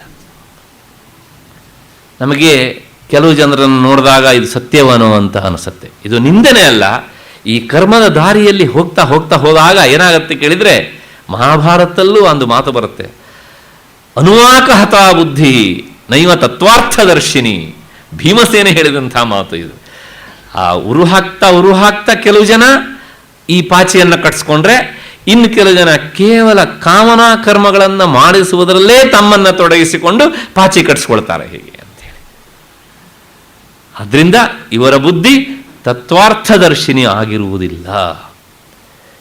ಇಷ್ಟು ಹಿನ್ನೆಲೆಯಲ್ಲಿ ಮತ್ತೆ ಸ್ವರ್ಗಪರಾಹ, ಇವರು ಈ ಸ್ವರ್ಗವನ್ನೇ ಬಯಸ್ತಾ ಹೀಗೆ ಮಾಡ್ತಾ ಹೋಗ್ತಾರೆ. ಹೀಗೆ ಭೋಗ ಐಶ್ವರ್ಯ ಇವುಗಳಲ್ಲೆಲ್ಲ ಕ್ಷಯ ಮತ್ತು ಅತಿಶಯ ಇವೆಲ್ಲ ಇದ್ರೂ ಸಹ ಇವುಗಳನ್ನೆಲ್ಲ ಕಾಣದೆ ಸಕಾಮರ ಅಂತಃಕರಣವ ಏನಾಗುತ್ತೆ ಕೇಳಿದರೆ ಅವಿವೇಕದಿಂದ ಸಂಪೂರ್ಣವಾಗಿ ತುಂಬಿ ಹೋಗಿಬಿಡುತ್ತೆ, ಆಚ್ಛಾದಿಸಲ್ಪಡ್ತದೆ. ಇಂಥ ಸಕಾಮರಿಗೆ ಸಮಾಧಿ ಎನ್ನುವಂತಹ ಅಂತಃಕರಣದಲ್ಲಿ ಈ ನಿಶ್ಚಯಾತ್ಮಕವಾದಂತಹ ಬುದ್ಧಿ ಬರುವುದಿಲ್ಲ. ಇದಿಷ್ಟು ಈ ಶ್ಲೋಕದ ಒಟ್ಟು ವಿವರಣೆ. ಇಲ್ಲಿ ಗೀತಾಚಾರ್ಯ ಒಂದು ವಿಶಿಷ್ಟವಾದ ಶಬ್ದ ಪ್ರಯೋಗ ಮಾಡ್ತಾನೆ, ಸಮಾಧೌ ನ ವಿಧೀಯತೆ ಅಂತ. ನಮಗೆ ಸಮಾಧಿ ಅಂದ ತಕ್ಷಣ ಈ ಅಷ್ಟಾಂಗ ಯೋಗದಲ್ಲಿ ಬರುವಂತಹ 8ನೆಯ ಸೋಪಾನ ಉಂಟಲ್ಲ, ಯಮ ನಿಯಮ ಆಸನ ಪ್ರಾಣಾಯಾಮ ಪ್ರತ್ಯಾಹಾರ ಧಾರಣ ಧ್ಯಾನ ಮತ್ತು ಸಮಾಧಿ, ಈ ಸಮಾಧಿಯೇ ನೆನಪಿಗೆ ಬರುತ್ತದೆ. ಆದರೆ ಗೀತೆಯಲ್ಲಿ ಗೀತಾಚಾರ್ಯ ಬಳಸಿದ್ದು ಈ ಸಮಾಧಿ ಎನ್ನುವಂಥ ಅರ್ಥದಲ್ಲಿ ಅಲ್ಲ. ಏನು ಹಾಗಿದ್ರೆ ಅಂದರೆ ಸಮಾಧೀಯತೆ ಅಸ್ಮಿನ್ ಪುರುಷಭೋಗಾಯ ಸರ್ವಂ ಇತಿ ಸಮಾಧಿ ಅಂತಃಕರಣಂ ಬುದ್ಧಿ ಅಂತ ಶಂಕರರ ಮಾತು. ಇಲ್ಲಿ ಸಮಾಧಿ ಅನ್ನೋದಕ್ಕೆ ಅರ್ಥ ಮನಸ್ಸು, ಅಂತಃಕರಣ ಅಂತ ಅರ್ಥ. ಅಂದರೆ ಈ ಸಕಾಮಿಗಳ ಮನಸ್ಸಿನಲ್ಲಿ ಈ ವಿವೇಕ ಬುದ್ಧಿ ಎನ್ನುವಂತಹದ್ದು ನವಿಧೀಯತೆ ಇರುವುದಿಲ್ಲ, ಸಂಪೂರ್ಣವಾಗಿ ಅದು ನಾಶವಾಗಿ ಹೋಗ್ತದೆ. ಹಾಗಿದ್ರೆ ಯಾಕೆ ಇಲ್ಲಿ ಮನಸ್ಸಿಗೆ ಸಮಾಧಿ ಅಂತ ಕರೆದಿದ್ದಾರೆ ಅಂದರೆ, ಅಲ್ಲೊಂದು ಶಬ್ದ ಉಂಟು, ಪುರುಷ ಭೋಗಾಯ ಸರ್ವಂ ಅಸ್ಮಿನ್ ಸಮಾಧೀಯತೆ. ಈ ಮನುಷ್ಯ ಏನೇನು ಭೋಗವನ್ನು ಅನುಭವಿಸ್ತಾನೋ ಆ ಎಲ್ಲ ಭೋಗದ ಅನುಭವ ಆಗುವುದು ಯಾವುದರಲ್ಲಿ? ಕಣ್ಣು ಏನನ್ನೋ ನೋಡಿತು, ಆ ನೋಡಿದ್ದರ ಸುಖವನ್ನು ಅನುಭವಿಸುವುದು ಕಣ್ಣೋ ಒಳಗಿನಿಂದ ಮನಸ್ಸು. ನಾಲಿಗೆ ಏನೋ ಆಸ್ವಾದನೆ ಮಾಡಿತು, ಅದನ್ನು ಆಸ್ವಾದನೆ ಮಾಡಿ ಆದಮೇಲೆ ರುಚಿಯನ್ನು ಅನುಭವಿಸಿ ಸುಖವನ್ನು ಭೋಗಿಸುವುದು ನಾಲಿಗೆಯೋ ಮನಸ್ಸೋ? ಹೀಗೆ ಎಲ್ಲ ಮನುಷ್ಯನ ಸುಖ ದುಃಖ ಭೋಗ ಮತ್ತೆ ಮೋಕ್ಷಕ್ಕೂ ಸಹ ಮನಸ್ಸೇ ಕಾರಣ. ಇದೆಲ್ಲವೂ ಸಹ ಇರುವುದು ಎಲ್ಲಿ ಕೇಳಿದರೆ ಈ ಮನಸ್ಸಿನಲ್ಲಿಯೇ. ಆದ್ದರಿಂದ ಅದಕ್ಕೆ ಸಮಾಧಿ ಅಂತ ಹೆಸರು. ಇಷ್ಟು ಸಮಾಧವು ನ ವಿಧೀಯತೆ ಆದಮೇಲೆ ಮತ್ತೆ ಮುಂದೆ ಇಲ್ಲಿ ಇನ್ನೊಂದು ಸಂಶಯ. ಈ ಸಕಾಮರಿಗೆ ಹೇಗೆ ಸ್ವರ್ಗಾದಿ ಭೋಗಗಳು ಮೋಕ್ಷಕ್ಕೆ ಪ್ರತಿಬಂಧಕವಾಗ್ತವೋ ಹಾಗೆ ಈ ನಿಷ್ಕಾಮರು ಮಾಡಿದಂಥ ಕರ್ಮವೂ ಸಹ ಸ್ವರ್ಗರೂಪವಾದಂಥ ಫಲವನ್ನು ಅವರಿಗೆ ಕೊಟ್ಟು ನಿಷ್ಕಾಮರಿಗೂ ಸಹ ಮೋಕ್ಷಕ್ಕೆ ಪ್ರತಿಬಂಧಕವಾಗಲಿ, ಏನು ತಪ್ಪು ಅಂತ ಇನ್ನೊಂದು ಸಂಶಯ. ಇದಕ್ಕೆ ಸಮಾಧಾನವನ್ನು ಹೇಳುತ್ತೆ ಗೀತೆ. ಕರ್ಮದ ಸ್ವಭಾವ ಏನು ಅಂದರೆ, ನಾವು ಯಾವ ಫಲದ ಇಚ್ಛೆಯಿಂದ ಕರ್ಮವನ್ನು ಮಾಡ್ತೇವೋ ಅದನ್ನೇ ಕೊಡುತ್ತೆ ಅಷ್ಟೇ ಹೊರತುನು ಸಹ ಅದನ್ನು ಬಿಟ್ಟು ಬೇರೆ ಕೊಡುವುದಿಲ್ಲ. ಹಾಗಾಗಿ ನಿಷ್ಕಾಮ ಕರ್ಮಿಯಾದವನು ಕರ್ಮವನ್ನು ಮಾಡಿದರೆ ಆ ಕರ್ಮಕ್ಕೆ ನೀನು ಇಂಥ ಫಲ ಬರಲಿ ಅಂತ ಹೇಳಿದ ಮಾತ್ರಕ್ಕೆ ಬರುವುದಿಲ್ಲ. ಅದಕ್ಕೆ ಏನು ಫಲ ಅನ್ನೋದನ್ನು ಶಾಸ್ತ್ರ ತೀರ್ಮಾನ ಮಾಡುತ್ತೆ. ಅದಕ್ಕೆ ಚಿತ್ತಶುದ್ಧಿಯೇ ಫಲ ಅಂತ. ಒಂದು ಲೌಕಿಕವಾದ ದೃಷ್ಟಾಂತ ಕೊಡ್ತೇನೆ. ನೀವು ಯಾರಿಗೋ ಒಬ್ಬರಿಗೆ ಒಂದು ಲೆಟರನ್ನು ಪೋಸ್ಟ್ ಮಾಡ್ತೀರಿ. ಆ ಪೋಸ್ಟ್ ಮಾಡುವಾಗ ಅವರ ಹೆಸರನ್ನು ಸರಿಯಾಗಿ ಬರೆದ್ರೆ ಆ ಪತ್ರ ಅವರಿಗೇ ತಲುಪತ್ತೆ ಎನ್ನುವಂತಹದ್ದು ಲೋಕದ ವ್ಯವಸ್ಥೆ ಅಲ್ವಾ? ಅಕಸ್ಮಾತ್ತಾಗಿ ನೀವು ವಿಳಾಸವನ್ನೇ ಬರೆಯದೇ ಪತ್ರವನ್ನು ಡಬ್ಬಿಗೆ ಹಾಕಿದರಿ, ಆ ಪತ್ರ ಯಾರಿಗೆ ತಲುಪಬೇಕು? ಮತ್ ಪುನಃ ಬರೆದವನಿಗೆ ಬರಬೇಕು, ಕಳಿಸಿದವನಿಗೆ ಬರಬೇಕು ಅದು. ಹಾಗೆ ಈ ಮಾಡುವುದು ನಿಷ್ಕಾಮ ಕರ್ಮ. ಹಾಗೆ ನಿಷ್ಕಾಮ ಕರ್ಮವನ್ನು ಮಾಡಿ ಆದಮೇಲೆ ಅದು ಸ್ವರ್ಗರೂಪವಾದಂತಹ ಫಲವನ್ನು ಕೊಟ್ಟು ಮೋಕ್ಷಕ್ಕೆ ಪ್ರತಿಬಂಧಕವಾಗಲಿ ಅಥವಾ ಆಗತ್ತೆ ಅಂತ ನೀವು ಹೇಳುವ ಹಾಗೆ ಇಲ್ಲ. ಅಷ್ಟೇ ಅಲ್ಲ, ಮತ್ತೆ ಈ ಪುರುಷನ ಇಚ್ಛೆಗೆ ತಕ್ಕ ಹಾಗೆ ಫಲ ಆಗತ್ತೆ. ಅವನು ಯಾವ ರೀತಿಯಾಗಿ ಇಷ್ಟಪಡ್ತಾನೋ ಅದೇ ಫಲವನ್ನು ಕರ್ಮ ಕೊಡುತ್ತೆ. ಹಾಗಾಗಿ ಸ್ವರ್ಗದ ಅಪೇಕ್ಷೆ ಇಲ್ಲದೆ ಮಾಡಿದಂಥ ಕರ್ಮ ಯಾವತ್ತೂ ಸಹ ಸ್ವರ್ಗಜನಕ ಆಗುವುದಿಲ್ಲ. ಇದು ಕರ್ಮವನ್ನು ಮಾಡುವವರಿಗೆ ಗೊತ್ತಿರಬೇಕಾದಂಥ. ಹಾಗಾಗಿ ಅದಕ್ಕೋಸ್ಕರ ಹೇಳೋದು ನಮ್ಮಲ್ಲಿ, ಯಾದೃಶೀ ಭಾವನಾಯತ್ರ ಸಿದ್ಧಿರ್ಭವತಿ ತಾದೃಶಿ. ನಿನ್ನ ಭಾವನೆಗೆ, ನಿನ್ನ ಇಚ್ಛೆಗೆ, ನಿನ್ನ ಸಂಕಲ್ಪಕ್ಕೆ ತಕ್ಕ ಹಾಗೆ ಕರ್ಮ ಫಲವನ್ನು ಕೊಡುತ್ತದೆ. ಇಷ್ಟು ಹಿನ್ನೆಲೆಯಲ್ಲಿ ಮತ್ತೆ ಮುಂದೆ 45ನೆಯ ಶ್ಲೋಕಕ್ಕೆ ಹೋಗೋಣ. ವೇದದ ಪೂರ್ವಭಾಗವಾದಂತಹ ಕರ್ಮಕಾಂಡ ಕಾಮನೆಗೆ ಸಂಬಂಧಪಟ್ಟಂತಹ, ಅಂದರೆ ಸಂಸಾರ ವಿಷಯಕವಾದದ್ದರಿಂದ ನೀನು ಅದನ್ನು ಬಿಟ್ಟು ಬಿಡು ಎಂಬುದಾಗಿ ಮುಂದಿನ ಶ್ಲೋಕದಲ್ಲಿ ಗೀತಾಚಾರ್ಯ ತಿಳಿಸಿಕೊಡ್ತಾನೆ ಅರ್ಜುನನಿಗೆ. ಏನು ಹೇಳ್ತಾನೆ ಅಂದರೆ, ತ್ರೈಗುಣ್ಯ ವಿಷಯಾವೇದಾ ನಿಸ್ತ್ರೈಗುಣ್ಯೋ ಭವಾರ್ಜುನ ನಿರ್ದ್ವಂದ್ವ ನಿತ್ಯ ಸತ್ವಸ್ಥ ನಿರ್ಯೋಗ ಕ್ಷೇಮ ಆತ್ಮವಾನ್. ಅರ್ಜುನ, ಈ ಕರ್ಮಕಾಂಡವನ್ನು, ಅಂದರೆ ಕರ್ಮವನ್ನೇ ಪ್ರತಿಪಾದನೆ ಮಾಡುವಂತಹ ವೇದಗಳೇನಿದ್ದಾವೆ, ಈಗ ತಾನೇ ಹೇಳಿದೆ ವೇದಕ್ಕೆ 2 ಭಾಗಗಳು. ಪೂರ್ವ ಭಾಗಕ್ಕೆ ಕರ್ಮಕಾಂಡ ಅಂತ ಹೆಸರು, ಉತ್ತರ ಭಾಗಕ್ಕೆ ಜ್ಞಾನಕಾಂಡ ಅಂತ ಹೆಸರು. ಜ್ಞಾನಕಾಂಡದಲ್ಲಿ ಬರುವಂಥವುಗಳು ವಿಶೇಷವಾಗಿ ಉಪನಿಷತ್ತುಗಳು ಹೀಗೆ ಅಂತ. ಈ ವೇದಗಳು ತ್ರಿಗುಣಾತ್ಮಕವಾದಂತಹ ಸಂಸಾರದಲ್ಲಿ ನಮ್ಮನ್ನು ತೊಡಗಿಸ್ತವೆ. ನೀನು ಈ ತ್ರಿಗುಣಗಳನ್ನು ಮೀರಿ ನಿಷ್ಕಾಮನಾಗು, ಸುಖ ದುಃಖಾದಿ ದ್ವಂದ್ವಗಳನ್ನು ದಾಟಿ ಸದಾ ಸತ್ವಗುಣದಲ್ಲಿ ನಿಷ್ಠನಾಗಿರು. ನಿನ್ನ ಯೋಗಕ್ಷೇಮದ ಚಿಂತನೆಯನ್ನು ತ್ಯಜಿಸಿಬಿಡು, ಆತ್ಮವಂತನಾಗು. ಇದಿಷ್ಟು ಈ ಶ್ಲೋಕದ ಶಬ್ದಶಃ ಅರ್ಥ. ಏನು ಇದರ ವಿವರಣೆ ಅಂದರೆ, ತ್ರೈಗುಣ್ಯಂ ಅಂದರೆ ಸಂಸಾರ ಅಂತ ಅರ್ಥ. ಯಾಕೆ ಅಂದರೆ, ನಮ್ಮ ಈ ಸಂಸಾರದ ಜೀವನ ಎಲ್ಲ ಸಾಗೋದು ಈ 3 ಗುಣಗಳ ಚಕ್ರದ ಒಳಗೇನೆ. ಅಷ್ಟು ಬೇಗ ನಾವು ಗುಣಾತೀತರಾಗಲಿಕ್ಕೆ ಸಾಧ್ಯ ಇಲ್ಲ. ಒಂದೇ ದಿನದಲ್ಲಿ ಒಬ್ಬನೇ ವ್ಯಕ್ತಿಯಲ್ಲಿ ಈ 3 ಗುಣಗಳು ಎಷ್ಟೋ ಸಲ ಕೆಲಸ ಮಾಡ್ತಾ ಇರ್ತವೆ. ಅವನ ಹೊರಗಿನ ಕ್ರಿಯೆಯನ್ನು ನೋಡ್ತಾ ನೋಡ್ತಾ ಈ ವ್ಯಕ್ತಿಯಲ್ಲಿ ಈಗ ಯಾವ ಗುಣ ಕೆಲಸ ಮಾಡ್ತಾ ಇದೆ ಅನ್ನೋದನ್ನು ನೀನು ಪತ್ತೆ ಹಚ್ಚಬಹುದು ಅಂತ ಗೀತಾಚಾರ್ಯನೇ ಮುಂದೆ 14ನೇ ಅಧ್ಯಾಯದಲ್ಲಿ ಹೇಳ್ತಾನೆ, ಗುಣತ್ರಯ ವಿಭಾಗ ಯೋಗಗಳಲ್ಲಿ. ಹಾಗಾಗಿ ಈ ಗುಣಗಳಿಂದ ಕೂಡಿದ್ದು ಸಂಸಾರ. ಯಾಕೆ ಅಂದರೆ, ಒಬ್ಬನೇ ವ್ಯಕ್ತಿಯಲ್ಲಿ ಅವನಿಗಿಷ್ಟವಾದಂಥದ್ದು ಬಂದರೆ ಸಂತೋಷ ಪಡ್ತಾನೆ. ಆ ಸಂತೋಷ ಎನ್ನುವಂಥದ್ದು ಸತ್ವಗುಣದ ಒಂದು ಲಕ್ಷಣ. ಮತ್ತು ಯಾರೋ ನಮಗೆ ಆಗದೇ ಇದ್ದವರು ಎದುರಿಗೆ ಬಂದಾಗ ಇದ್ದಕ್ಕಿದ್ದ ಹಾಗೆ ಮನಸ್ಸು ಕೆರಳತ್ತೆ.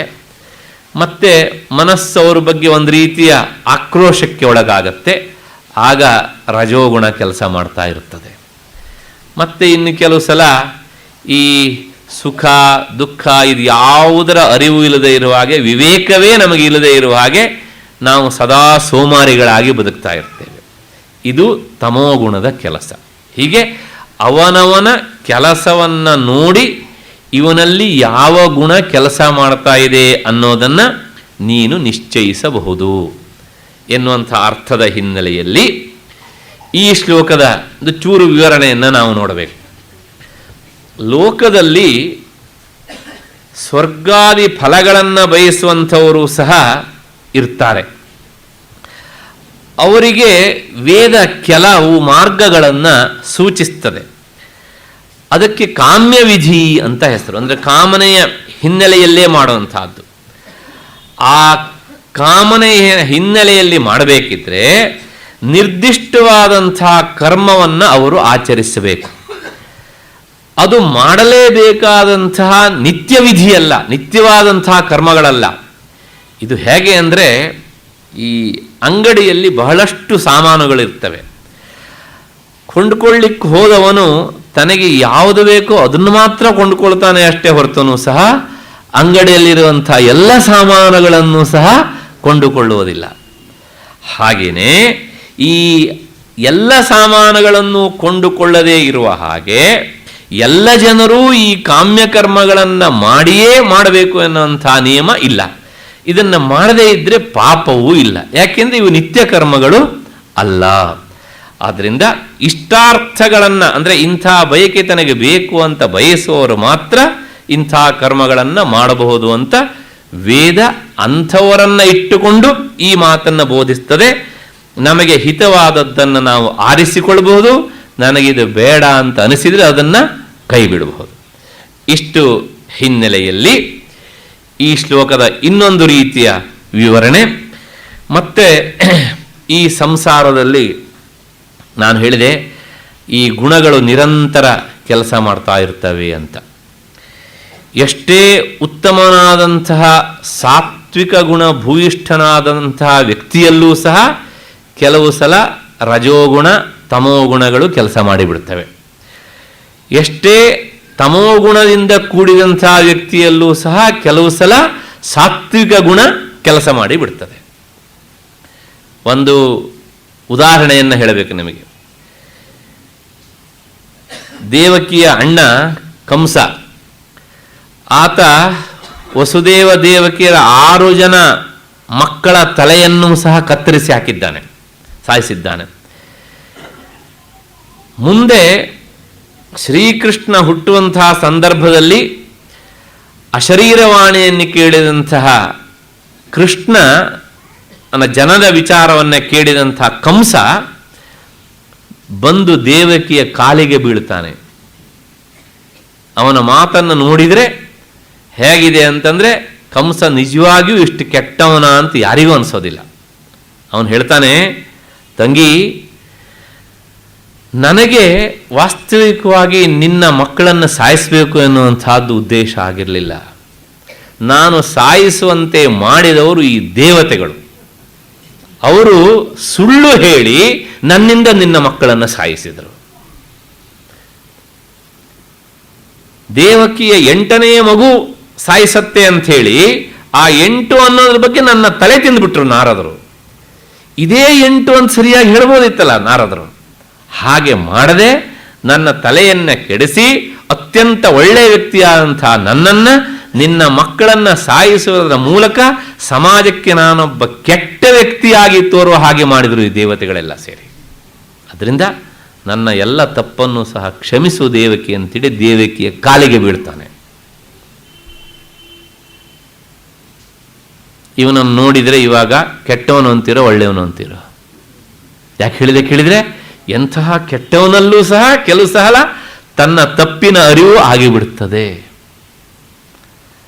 ಮತ್ತಷ್ಟೇ ಅಲ್ಲ, ನಾವು ಕೆಟ್ಟವರು ಅಂತ ಹೇಳಿದಂಥವರೆಲ್ಲರೂ ಸಹ, ತಮೋಗುಣದಿಂದ ಕೂಡಿದಂಥವರೆಲ್ಲರೂ ಸಹ ಎಲ್ಲರಿಗೂ ಸಹ ಕೆಟ್ಟವರಾಗಿರೋದಿಲ್ಲ.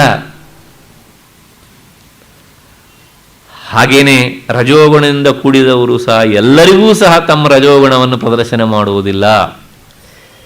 ಇಷ್ಟಂತೂ ಸತ್ಯ. ಈ ಸಂಸಾರದಲ್ಲಿ ಕಾಮನೆಯ ಬೆನ್ನು ಹತ್ತಿ ನಿಂತವರ ಜೀವನದಲ್ಲಿ ಈ 3 ತರಹದ ಗುಣಗಳು ಸದಾ ಕೆಲಸ ಮಾಡ್ತಾನೆ ಇರ್ತವೆ. ಹಾಗಾಗಿ ನೀನು ಈ ಗುಣಗಳನ್ನು ದಾಟಿ ನಿಲ್ಲು ಅಂತಾನೆ ಗೀತಾಚಾರ್ಯ. ನಿಸ್ತ್ರೈಗುಣ್ಯೋ ಭವಾರ್ಜುನ, ನೀನು ಈ ಗುಣಗಳನ್ನು ನೀನು ಬೆನ್ನತ್ತಿ ಹೋಗಬೇಡ, ಗುಣಗಳನ್ನು ನೀನು ನಿಗ್ರಹಿಸು. ಅಂದರೆ ಏನು ಹೇಳ್ದಂಗಾಯಿತು ಅಂದರೆ, ನೀನು ಗುಣಗಳಿಗೆ ಅಧೀನವಾಗಬೇಡ, ಈ ಗುಣಗಳು ನಿನಗೆ ಅಧೀನವಾಗಿ ಇರಲಿ. ಹೇಗೆ ಅಂದರೆ, ನೀರಿನ ಮೇಲೆ ದೋಣಿ ಇರಬೇಕು, ದೋಣಿಯ ಒಳಗೆ ನೀರಿರಬಾರ್ದು. ಇದ್ರೆ ಏನಾಗುತ್ತೆ ಅಂದರೆ ಅದು ಮುಳುಗಿ ಹೋಗ್ಬಿಡುತ್ತೆ. ಹಾಗಾಗಿ ಎಷ್ಟೆಷ್ಟು ನೀನು ಗುಣಾಧೀನನಾಗ್ತೀಯೋ ಅಷ್ಟಷ್ಟು ನೀನು ಕೆಳಮುಖವಾಗಿ ಹೋಗ್ತಾ ಇರ್ತೀಯೇ. ಹಾಗಾಗಿ ನಿಸ್ತ್ರೈಗುಣ್ಯೋ ಭವಾರ್ಜುನ ಎನ್ನುವಂತಹ ಮಾತನ್ನು ಗೀತಾಚಾರ್ಯ ಈ ಶ್ಲೋಕದಲ್ಲಿ ಹೇಳಿ ಮತ್ತೆ ಇನ್ನು ಒಂದು ಸಂಶಯವನ್ನು ಇಲ್ಲಿ ವ್ಯಾಖ್ಯಾನಕಾರರು ಎತ್ತಿದ್ದಾರೆ. ಅದರ ಜೊತೆಗೆ ಇಲ್ಲೊಂದು ಸಣ್ಣ ವಿವರಣೆ ಬೇಕು. ಇಲ್ಲೊಂದು ಶಬ್ದ ಉಂಟು, ನಿಸ್ತ್ರೈಗುಣ್ಯೋ ಭವ, ಅಂದರೆ ನೀನು ಗುಣಾತೀತನಾಗುವಂಥ. ಆ ಭವ ಎನ್ನುವಂಥ ಕ್ರಿಯಾಪದವನ್ನು ಮುಂದಿನ ಸಾಲಲ್ಲಿರುವಂಥ ಎಲ್ಲ ಶಬ್ದಗಳ ಜೊತೆಗೆ ಅನ್ವಯಿಸ್ಕೊಳ್ಬೇಕು. ಅಂದರೆ ನೀನು ನಿಸ್ತ್ರೈಗುಣ್ಯೋ ಭವ, ಅದಾದಮೇಲೆ ನಿರ್ದ್ವಂದ್ವೋ ಭವ, ಅದಾದಮೇಲೆ ನಿತ್ಯ ಸತ್ವಸ್ಥಾ ಭವ, ಅದಾದಮೇಲೆ ನಿರ್ಯೋಗ ಕ್ಷೇಮ ಭವ, ಮುಂದೆ ಆತ್ಮವಾನ್ ಭವ. ಹೀಗೆ ಆ ಭವ ಎನ್ನುವಂಥ ಕ್ರಿಯಾಪದವನ್ನು ಎಲ್ಲದರ ಜೊತೆಗೂ ಸಹ ನಾವು ಅನ್ವಯ ಮಾಡಿಕೊಳ್ತಾ ಹೋದಾಗ ವಿಶಿಷ್ಟವಾದಂಥ ಒಂದು ಅರ್ಥ ನಮಗೆ ಸ್ಫುಟವಾಗುತ್ತೆ. ಏನು ಅಂದರೆ ನಿರ್ದ್ವಂದ್ವ ಭವ, ನೀನು ಬದುಕಿನಲ್ಲಿ ದ್ವಂದ್ವಾತೀತನಾಗು. ದ್ವಂದ್ವಾತೀತ ಅಂದರೆ ಮೊನ್ನೆ ದಿವಸ ಬಂದಿತ್ತು, ಇಲ್ಲಿ ಕೆಲವು ಟ್ವಿನ್ಸ್ಗಳಿವೆ. ಯಾವ್ಯಾವುದು? ಸುಖ ಮತ್ತು ದುಃಖ, ಮತ್ತು ಶೀತ ಉಷ್ಣ, ಮಾನ ಅಪಮಾನ, ಜಯ ಅಪಜಯ, ಶತ್ರುತ್ವ ಮಿತ್ರತ್ವ, ಇವೆಲ್ಲವೂ ಸಹ ದ್ವಂದ್ವಗಳು. ನೀನು ದ್ವಂದ್ವಾತೀತನಾಗಿ ಬದುಕೋದಕ್ಕೆ ಪ್ರಯತ್ನ ಮಾಡು. ಯಾಕೆ ಅಂದರೆ ನೀನು ಯಾವಾಗ ಈ ದ್ವಂದ್ವಗಳಿಗೆ ಸಿಲುಕಿಕೊಳ್ತೀಯೋ ಆಗ ಅವು ನಿನ್ನನ್ನು ಆಟ ಆಡಿಸ್ತಾ ಇರ್ತವೆ. ಅಂದರೆ ಸುಖ ಬಂದಾಗ ಹೇಗಿರ್ತೀಯೋ ದುಃಖ ಬಂದಾಗಲೂ ಹಾಗೆ ಇರುವುದನ್ನು ಕಲಿ ಎನ್ನುವಂಥ ಮಾತನ್ನು ಗೀತಾಚಾರ್ಯ ಹೇಳ್ತಾನೆ, ನಿರ್ದ್ವಂದ್ವೋ ಭವ ಅಂತ. ಈ ಮಾತನ್ನು ಹೇಳಿದಾಗ ಅರ್ಜುನನಿಗೆ ಒಂದು ಸಣ್ಣ ಸಂಶಯ ಬಂದಿರಬೇಕು. ನೀನೇನೋ ಈ ಸುಖ ದುಃಖಗಳನ್ನು ದಾಟಿ ನಿರ್ದ್ವಂದ್ವನಾಗು ಅಂತ ಹೇಳಿಬಿಟ್ಟೆ ಕೃಷ್ಣ. ಆದರೆ ನನ್ನದೊಂದು ಸಣ್ಣ ಸಂಶಯ ಇಲ್ಲಿ. ಕೆಲವು ಸಲ ಮನುಷ್ಯನ ಜೀವನದಲ್ಲಿ ಸಹಿಸಲಿಕ್ಕೆ ಆಗದೇ ಇರುವಂಥ ದುಃಖಗಳು ಎದುರಾಗ್ತವೆ. ಈ ಜಯ ಅಪಜಯ, ಮಾನ ಅಪಮಾನ, ಶೀತ ಉಷ್ಣ, ಇವುಗಳನ್ನೆಲ್ಲ ಕಥಂಚಿತ್ ನಾವೇನೋ ಸಹಿಸಿಕೊಳ್ಳಬಹುದು. ಆದರೆ ಸಹಿಸಲಿಕ್ಕೆ ಆಗದೇ ಇರುವಂಥ ದುಃಖಗಳು ಬಂದಾಗ ಅದನ್ನು ಸಹಿಸೋದು ಹೇಗೆ ಎನ್ನುವುದು ಅರ್ಜುನನ ಪ್ರಶ್ನೆ. ಅದಕ್ಕೆ ಗೀತಾಚಾರ್ಯ ಉತ್ತರ ಹೇಳ್ತಾನೆ ಮುಂದಿನ ಶಬ್ದದಲ್ಲಿ, ನಿತ್ಯ ಸತ್ವಸ್ಥ, ನೀನು ಯಾವಾಗಲೂ ಸತ್ವಸ್ಥನಾಗು, ಅಂದರೆ ಸದಾ ಸತ್ವಗುಣಾಶ್ರಿತನಾಗು. ಅಂದರೆ ಏನು? ಸತ್ವಗುಣದಲ್ಲಿ ನಿಲ್ಲುವುದಕ್ಕಾಗಿ ನೀನು ಹೆಚ್ಚು ಪ್ರಯತ್ನ ಪಡು. ಯಾಕೆ ಅಂದರೆ ಈ ಸತ್ವಗುಣಕ್ಕೆ ಹೋಗಿ ನಿಲ್ಲು ಅಂತ ಹೇಳಿದರೆ ಅಷ್ಟು ಸುಲಭ ಅಲ್ಲ. ಮತ್ತು ನಾವು ಅರ್ಜುನ ಕೇಳ್ತಾನೆ, ಹೇಗೆ ಅಲ್ಲಿ ಹೋಗಿ ನಿಲ್ಲಲಿ? ಅದಕ್ಕೆ ಗೀತಾಚಾರ್ಯ ಹೇಳ್ತಾನೆ, ಈ ಸತ್ವಗುಣ ರಜೋಗುಣ ತಮೋಗುಣಗಳಿದ್ದಾವಲ್ಲ, ಇವುಗಳನ್ನು ಗೆಲ್ಲುವಂಥ ಬಗೆಯನ್ನೂ ಹೇಳ್ತೇನೆ. ಸಾಧನೆಯಿಂದ ಸಾಧ್ಯ, ಇದು ಕೇವಲ ಮಾತಿನಿಂದ ಅಲ್ಲ. ತಮೋಗುಣವನ್ನು ರಜೋಗುಣದ ಮೂಲಕ ಗೆಲ್ಲು, ಆ ರಜೋಗುಣವನ್ನು ತಮೋಗುಣವನ್ನು ಸತ್ವಗುಣವನ್ನು ಹೆಚ್ಚು ಮಾಡಿಕೊಳ್ಳುವುದರ ಮೂಲಕ ಗೆಲ್ಲು. ಕೊನೆಗೆ ಆ ಸತ್ವಗುಣದಲ್ಲಿಯೇ ನೀನು ಶಾಶ್ವತವಾಗಿ ನಿಲ್ಲೋದಕ್ಕೆ ಪ್ರಯತ್ನ ಮಾಡು. ಶಾಶ್ವತವಾಗಿ ಅಂದರೆ ಅದೇ ನಿನ್ನ ಚರಮ ಪರಮ ಲಕ್ಷ್ಯ ಅಲ್ಲ, ಅದೂ ಸಹ ಆತ್ಮಜ್ಞಾನಕ್ಕೆ ಪೂರಕ ಆಗಬೇಕು. ಅಲ್ಲಿ ಹೋಗಿ ನಿಲ್ಲು ಅಂದರೆ ಮತ್ಪುನಃ ರಜೋಗುಣಕ್ಕೆ ತಮೋಗುಣಕ್ಕೆ ಇಳಿಬೇಡ, ಬರಬೇಡ ಎನ್ನುವಂಥ ಅರ್ಥದ ಹಿನ್ನೆಲೆಯಲ್ಲಿ ಈ ಮಾತನ್ನು ಗೀತಾಚಾರ್ಯ ಹೇಳ್ತಾನೆ. ಈಗ ಮತ್ತೆ ಇಲ್ಲೊಂದು ಸಂಶಯ. ಈ ಶೀತೋಷ್ಣಗಳನ್ನು ಕಥಂಚಿತ್ತಾಗಿ ನಾವು ಗೆಲ್ಲಬಹುದು, ಸತ್ವಗುಣದಲ್ಲೂ ಸಹ ನಿಂತೆ ಅಂತ ಇಟ್ಕೊ. ಸತ್ವಗುಣದಲ್ಲಿ ನಿಂತಾಗ ಮನುಷ್ಯ ಹೇಗಿರ್ತಾನೆ ಅಂದರೆ ಬಂದಿದ್ದರಲ್ಲಿ ತೃಪ್ತಿ ಪಡ್ತಾನೆ, ಹೊಸತಾಗಿ ಯಾವುದೇ ರೀತಿಯ ಪ್ರಯತ್ನ ಮಾಡೋದಕ್ಕೆ ಕೈ ಹಾಕುವುದಿಲ್ಲ. ಕೊನೆಗೆ ಈ ಹಸಿವು ಬಾಯಾರಿಕೆಗಳನ್ನು ಈಡೇರಿಸಿಕೊಳ್ಳೋದಕ್ಕಾದ್ರೂ ಸಹ ನಾನು ಪ್ರಯತ್ನ ಮಾಡಬೇಕೋ ಬಿಡಬೇಕೋ? ಪ್ರಯತ್ನ ಮಾಡಬೇಕು. ನಾನು ಪ್ರಯತ್ನ ಮಾಡಬೇಕು ಅಂತಾದರೆ ನಾನು ಸತ್ವಗುಣದಿಂದ ವಿಚಲಿತನಾದಂತೆ ಆಯಿತೋ ಇಲ್ವೋ? ವಿಚಲಿತನಾದಂತೆ ಆಯಿತು. ಹಾಗಿದ್ರೆ ನಾನು ನನ್ನ ಹಸಿವು ಬಾಯಾರಿಕೆಗಳನ್ನು ನೀಗಿಸಿಕೊಳ್ಳೋದಕ್ಕೂ ಸಹ ಪ್ರಯತ್ನ ಮಾಡಿದರೆ ಸತ್ವಗುಣದಿಂದ ವಿಚಲಿತನಾಗ್ತೇನೆ ಅಂತಾದರೆ ನಿತ್ಯ ಸತ್ವಸ್ಥನಾಗು ಅಂತ ಹೇಳ್ತೀಯಲ್ಲ ಕೃಷ್ಣ, ಇದು ಹೇಗೆ ಸಾಧ್ಯ? ಹೀಗೆ ಅರ್ಜುನ ಕೇಳಿದಾಗ ಅದಕ್ಕೆ ಮುಂದಿನ ಶಬ್ದದಿಂದ ಕೃಷ್ಣ ಉತ್ತರ ಹೇಳ್ತಾನೆ, ನಿರ್ಯೋಗ ಕ್ಷೇಮ ಭವ. ನೀನು ನಿತ್ಯ ಸತ್ವಸ್ಥನಾಗು. ಹಾಗೆ ಹೇಳಿದ್ರಿಂದಲೇ ನೀನು ನಿರ್ಯೋಗ ಕ್ಷೇಮನಾಗಬೇಕು. ಏನು ಹಾಗಿದ್ರೆ ನಿರ್ಯೋಗ ಕ್ಷೇಮ ಭವ ಅಂದರೆ? ಭವ ಅಂದ್ರೆ ಆಗು, ಅಂದರೆ ನಿನಗೆ ಯೋಗವೂ ಬೇಡ ಕ್ಷೇಮವೂ ಬೇಡ, ಅಂಥ ಸ್ಥಿತಿಯಲ್ಲಿ ನೀನು ನಿಲ್ಲು. ಏನು ಯೋಗ ಅಂದರೆ ಏನು, ಕ್ಷೇಮ ಅಂದರೆ ಏನು? ಇವತ್ತು ಈ ಶಬ್ದಗಳೆಲ್ಲ ನಮಗೆ ತೀರಾ ಅಪರಿಚಿತವಾಗಿ ಬಿಟ್ಟಿವೆ. ಹಿಂದೆ ಸಾಮಾನ್ಯವಾಗಿ ಪತ್ರ ಬರೆಯುವಂಥ ಒಂದು ಕ್ರಮ ಇತ್ತು.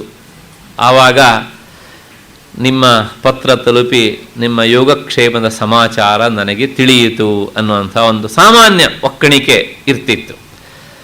ಅಥವಾ ಇವರು ಬರೀಬೇಕಿದ್ರೆ ಮುಂದಿನ ಪತ್ರದಲ್ಲಿ ನಿಮ್ಮ ಯೋಗಕ್ಷೇಮವನ್ನು ತಪ್ಪದೆ ತಿಳಿಸಿರಿ ಅಂತ. ಪ್ರಾಯಶಃ ಮುಂದಿನ ಜನರೇಷನ್ನಿಗೆ ನಾವು ಇದ್ರ ಬಗ್ಗೆ ದೊಡ್ಡ ವಿವರಣೆಯನ್ನು ಕೊಡುವಂಥ ಅವಶ್ಯಕತೆ ಬಂದೀತು. ಏನು ಹಾಗಿದ್ರೆ ಈ ಶಬ್ದ ನಮಗೆ ಗೀತೆಯಲ್ಲಿ ಕಾಣುತ್ತೆ, ನಿರ್ಯೋಗಕ್ಷೇಮ. ನೀನು ಯೋಗಕ್ಷೇಮ ರಹಿತನಾಗುವಂತಾನೆ ಗೀತಾಚಾರ್ಯ, ಯೋಗಕ್ಷೇಮ ಸಹಿತನಾಗು ಅಂತ ಹೇಳೋದಿಲ್ಲ. ಹಾಗಿದ್ರೆ ಏನು ಯೋಗ ಅಂದರೆ ಏನು, ಕ್ಷೇಮ ಅಂದರೆ ಏನು? ಯೋಗ ಅನ್ನೋದಕ್ಕೆ ಅರ್ಥ ಆಚಾರ್ಯ ಶಂಕರರು ಭಾಷೆಯಲ್ಲಿ ಬರೀತಾರೆ, ಅನುಪಾತ್ತಸ್ಯ ಪ್ರಾಪ್ತಿ ಯೋಗ, ಅಂದರೆ ಅಪ್ರಾಪ್ತಸ್ಯ ಪ್ರಾಪ್ತಿ ಯೋಗ. ನಮ್ಮ ಜೀವನದಲ್ಲಿ ಯಾವುದು ಈವರೆಗೆ ಸಿಗಲಿಲ್ವೋ ಅದನ್ನು ಪಡೆದುಕೊಳ್ಳುವಂತಹದ್ದು ಯೋಗ. ಮತ್ತೆ ಕ್ಷೇಮ ಅಂದರೆ ಅದು ಪ್ರಾಪ್ತವಾದ ಮೇಲೆ ಪ್ರಾಪ್ತಸ್ಯ ರಕ್ಷಣಂ ಕ್ಷೇಮ, ಅದರ ರಕ್ಷಣೆ ಮಾಡುವಂತಹದ್ದಕ್ಕೆ ಕ್ಷೇಮ ಅಂತ ಹೆಸರು. ಅಲ್ಲಿ ಏನು ಹೇಳ್ದಂಗಾಯಿತು ಅಂದರೆ, ನೀನು ನಿರ್ಯೋಗ ಕ್ಷೇಮ ಭವ ಅಂದರೆ ನಿನಗೆ ಜೀವನದಲ್ಲಿ ಯಾವುದು ಸಿಗಲಿಲ್ಲೋ ಹಾಗೆ ಸಿಗದೇ ಇದ್ದದ್ರ ಬಗ್ಗೆ ಅದನ್ನು ಪಡಿಬೇಕು ಅಂಥೇಳಿ, ಅಂದರೆ ಲೌಕಿಕವಾದಂತಹ ಕಾಮನೆಗಳನ್ನು ಪಡಿಬೇಕು ಅಂಥೇಳಿ ನೀನು ಬೆನ್ನತ್ತಿ ಹೋಗಿ ಪ್ರಯತ್ನ ಮಾಡಬೇಡ. ಹೇಳಿದಲ್ಲ ನೀನು ಹಸಿವು ಬಾಯಾರಿಕೆ ಅಂತ, ಅದನ್ನೂ ಮಾಡಬೇಡ, ಈಡೇರಿಸಿಕೊಳ್ಳೋದಕ್ಕೆ ಮುಂದೆ ಹೋಗಬೇಡ, ಮುಂದೆ ಆಗಬೇಡ ಅಂತಾನೆ ಗೀತಾಚಾರ್ಯ. ಇದು ಸಾಧಕರಿಗೆ ಹೇಳಿದ ಮಾತು, ನಮ್ಮಂಥವರಿಗಲ್ಲ. ಆಮೇಲೆ ಮತ್ತೆ ನಾವು ನಾಳೆ ದಿವಸ ಇದನ್ನು ಮಾಡ್ಲಿಕ್ಕೆ ಹೋಗಿ ಇನ್ನೂ ವ್ಯತ್ಯಾಸ ಆಗಿಬಿಟ್ಟಿತ್ತು. ಅಂದರೆ ನೀನು ನಿನ್ನ ಕಾಮನೆಯ ಬೆನ್ನನ್ನು ಹತ್ತಿ ಹೋಗಿ ಅದನ್ನು ಪಡಿಬೇಕು ಅಂಥೇಳಿ ನೀನು ಮುಂದಾಗಬೇಡ. ಆ ಯೋಗದಿಂದ ನೀನು ವಿಚಲಿತನಾಗಬೇಡ. ಮತ್ತೆ ಹಾಗಿದ್ದರೆ ಅದು ಸಿಕ್ಕ ಮೇಲೆ ಅಕಸ್ಮಾತ್ ಏನೋ ನಿನಗೆ ಅಯಾಚಿತವಾಗಿ ಸಿಕ್ಕಿತು, ಅದರ ರಕ್ಷಣೆ ಮಾಡಬೇಕು ಅಂತನೂ ಸಹ ನೀನು ಮುಂದಾಗಬೇಡ. ಅದನ್ನು ರಕ್ಷಣೆ ಮಾಡಿ ಇಟ್ಕೊಳ್ಬೇಕು ಅಂತನೂ ನೀನು ಮುಂದಾಗಬೇಡ. ಯಾಕೆ ನಿನ್ನೆ ದಿವಸ ನಾನು ಒಂದು ಕಥೆ ಹೇಳಿದ್ದೇನೆ. ಭರತನಿಗೆ ಜಿಂಕೆಯ ಮರಿ ಅಯಾಚಿತವಾಗಿಯೇ ಸಿಕ್ಕಿದ್ದು, ನಾನೇನು ಹುಡ್ಕೊಂಡೋಗಿದ್ದ. ಅದನ್ನು ನೋಡಿ ಅದರ ಕ್ಷೇಮದ ಬಗ್ಗೆ ತಲೆಬಿಸಿ ಮಾಡಿಕೊಂಡ. ಆ ಕ್ಷೇಮದ ಬಗ್ಗೆ ತಲೆಬಿಸಿ ಮಾಡಿಕೊಂಡಿದ್ದ ತಪ್ಪಿಗಾಗಿ ಇವನು ಮತ್ತುನ ಜಿಂಕೆಯ ಮರಿಯಾಗಿಯೇ ಹುಟ್ಟಿದ ಅಲ್ವಾ. ಹಾಗಾಗಿ ಗೀತಾಚಾರ್ಯ ಹೇಳ್ತಾನೆ, ಸಿಗದೇ ಇರುವುದರ ಬಗ್ಗೆ ನೀನು ಸಿಗಬೇಕು ಅಂತ ಪ್ರಯತ್ನ ಮಾಡಲಿಕ್ಕೆ ಹೋಗಬೇಡ. ಅಕಸ್ಮಾತ್ತಾಗಿ ಸಿಕ್ಕಿದ್ರೆ ಅದರ ರಕ್ಷಣೆಯ ಬಗ್ಗೂ ಸಹ ನೀನು ತಲೆಬಿಸಿ ಮಾಡಿಕೊಳ್ಬೇಡ. ಅಂದರೆ ಈಗ ಅರ್ಜುನ ಕೇಳ್ತಾನೆ, ಈ ಯೋಗಕ್ಷೇಮ ಎರಡರಿಂದಲೂ ಸಹ ನಾನು ದೂರವಾದರೆ ನನ್ನ ಜೀವನ ಸಾಗೋದಾದರೂ ಹೇಗೆ ಕೃಷ್ಣ? ಯಾಕೆ ಏನನ್ನೂ ಪಡೆಯೋದಕ್ಕೂ ಮನಸ್ಸು ಮಾಡಬೇಡ, ಅಕಸ್ಮಾತ್ತಾಗಿ ಸಿಕ್ಕಿದರೆ ಅದರ ರಕ್ಷಣೆಗೂ ಕೈ ಹಾಕಬೇಡ ಅಂತ ಹೇಳ್ತೀಯಲ್ಲ, ನನ್ನ ಜೀವನ ಸಾಗೋದು ಹೇಗೆ? ಇದು ಅರ್ಜುನ ಒಬ್ಬನ ಪ್ರಶ್ನೆ ಅಲ್ಲ, ನಮ್ಮ ಪ್ರಶ್ನೆಯೂ ಹೌದು ಇದು. ಅದಕ್ಕೆ ಹೇಳ್ತಾನೆ ಗೀತಾಚಾರ್ಯ ಮುಂದಿನ ಶಬ್ದದಲ್ಲಿ, ಆತ್ಮವಾನ್ ಭವ ಅಂತ. ಅಂದರೆ ನಿನ್ನ ಜೀವನದ ಚಿಂತನೆಯನ್ನು ನೀನು ಮಾಡಬೇಡ. ಯಾಕೆ ಅಂದರೆ ಸರ್ವಾಂತರ್ಯಾಮಿಯಾದಂಥ ಪರಮಾತ್ಮನೊಬ್ಬನಿದ್ದಾನೆ, ಎಲ್ಲವನ್ನೂ ರಕ್ಷಿಸುವ ಅವನಿಗೆ ನಿನ್ನ ರಕ್ಷಣೆ ಮಾಡಬೇಕು ಅಂತ ಗೊತ್ತಿಲ್ವಾ? ಅವನೇನಷ್ಟು ದಡ್ಡನೇನು? ಹಾಗಾಗಿ ನಿನ್ನ ಈ ಯೋಗಕ್ಷೇಮದ ಹೊಣೆಗಾರಿಕೆಯನ್ನೂ ಸಹ ಅವನಿಗೆ ಬಿಟ್ಟು ಬಿಡು. ಇದೇ ಅಭಿಪ್ರಾಯದ ಹಿನ್ನೆಲೆಯಲ್ಲೇ ಗೀತಾಚಾರ್ಯ ಹೇಳ್ತಾನೆ, ಆತ್ಮವಾನ್ ಭವ. ನಿರಂತರ ನೀನು ಆತ್ಮವಂತನಾಗು, ಅಂದರೆ ಆ ಆತ್ಮ ಉಳ್ಳವನಾಗು. ಸರ್ವಕಾಮನೆಗಳನ್ನು ಪರಿತ್ಯಜಿಸಿ ಅವನನ್ನು ನಿರಂತರ ಅಂದರೆ ಅಂತರ್ಮುಖನಾಗಿ ನೀನು ಯೋಚಿಸುವುದನ್ನು ಅಭ್ಯಾಸ ಮಾಡಿಕೋ. ಇದು ಬಹಳ ಎತ್ತರವಾದಂತಹ ವಿಚಾರಗಳು, ಸಾಧಕರಿಗೆ ಮಾತ್ರ ನಿಲುಕುವಂಥವುಗಳು. ಇದಕ್ಕೆ ವ್ಯಾಖ್ಯಾನವನ್ನು ಬರೀತಾ ಆಚಾರ್ಯ ಶಂಕರರು ಬರೀತಾರೆ, ಆತ್ಮವಾನ್ ಅನ್ನೋದಕ್ಕೆ ಅಪ್ರಮತ್ತಃ, ಅತ್ಯಂತ ಎಚ್ಚರಿಕೆಯಿಂದ ನೀನು ತಪ್ಪದಂತೆ ಇರು ಅಂತ ಹೇಳ್ತಾರೆ. ಯಾವುದರ ಎಚ್ಚರಿಕೆಯಿಂದ ಇರಬೇಕು ಅಂದರೆ ಯಾವುದನ್ನು ತಪ್ಪಬೇಡ ಅಂದರೆ ಈ ಆತ್ಮವಿಚಾರದ ಚಿಂತನೆಯಿಂದ ನೀನು ತಪ್ಪಬೇಡ. ಎಂಥ ಸ್ಥಿತಿಯಲ್ಲೂ ಸಹ ಹಾಗೆ ನೋಡ್ತಾ ನೋಡ್ತಾ ಹೋದಾಗ ನಿತ್ಯ ಸತ್ವಸ್ಥ ಅನ್ನೋದಕ್ಕೆ ಆ ಅರ್ಥವು ಬಂದುಬಿಡುತ್ತದೆ. ನಿತ್ಯವೂ ಸಹ ಸತ್ವಸ್ಥ.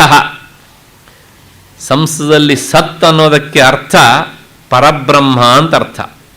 ಓಂ ತತ್ ಸತ್ ಇತಿ ನಿರ್ದೇಶ ಬ್ರಹ್ಮಣ ತ್ರಿವಿಧ ಸ್ಮೃತಃ. ಆ ಸತಃ ಭಾವ ಸತ್ವಂ, ಬ್ರಹ್ಮವಸ್ತುವಿನ ಭಾವ ಸತ್ವ.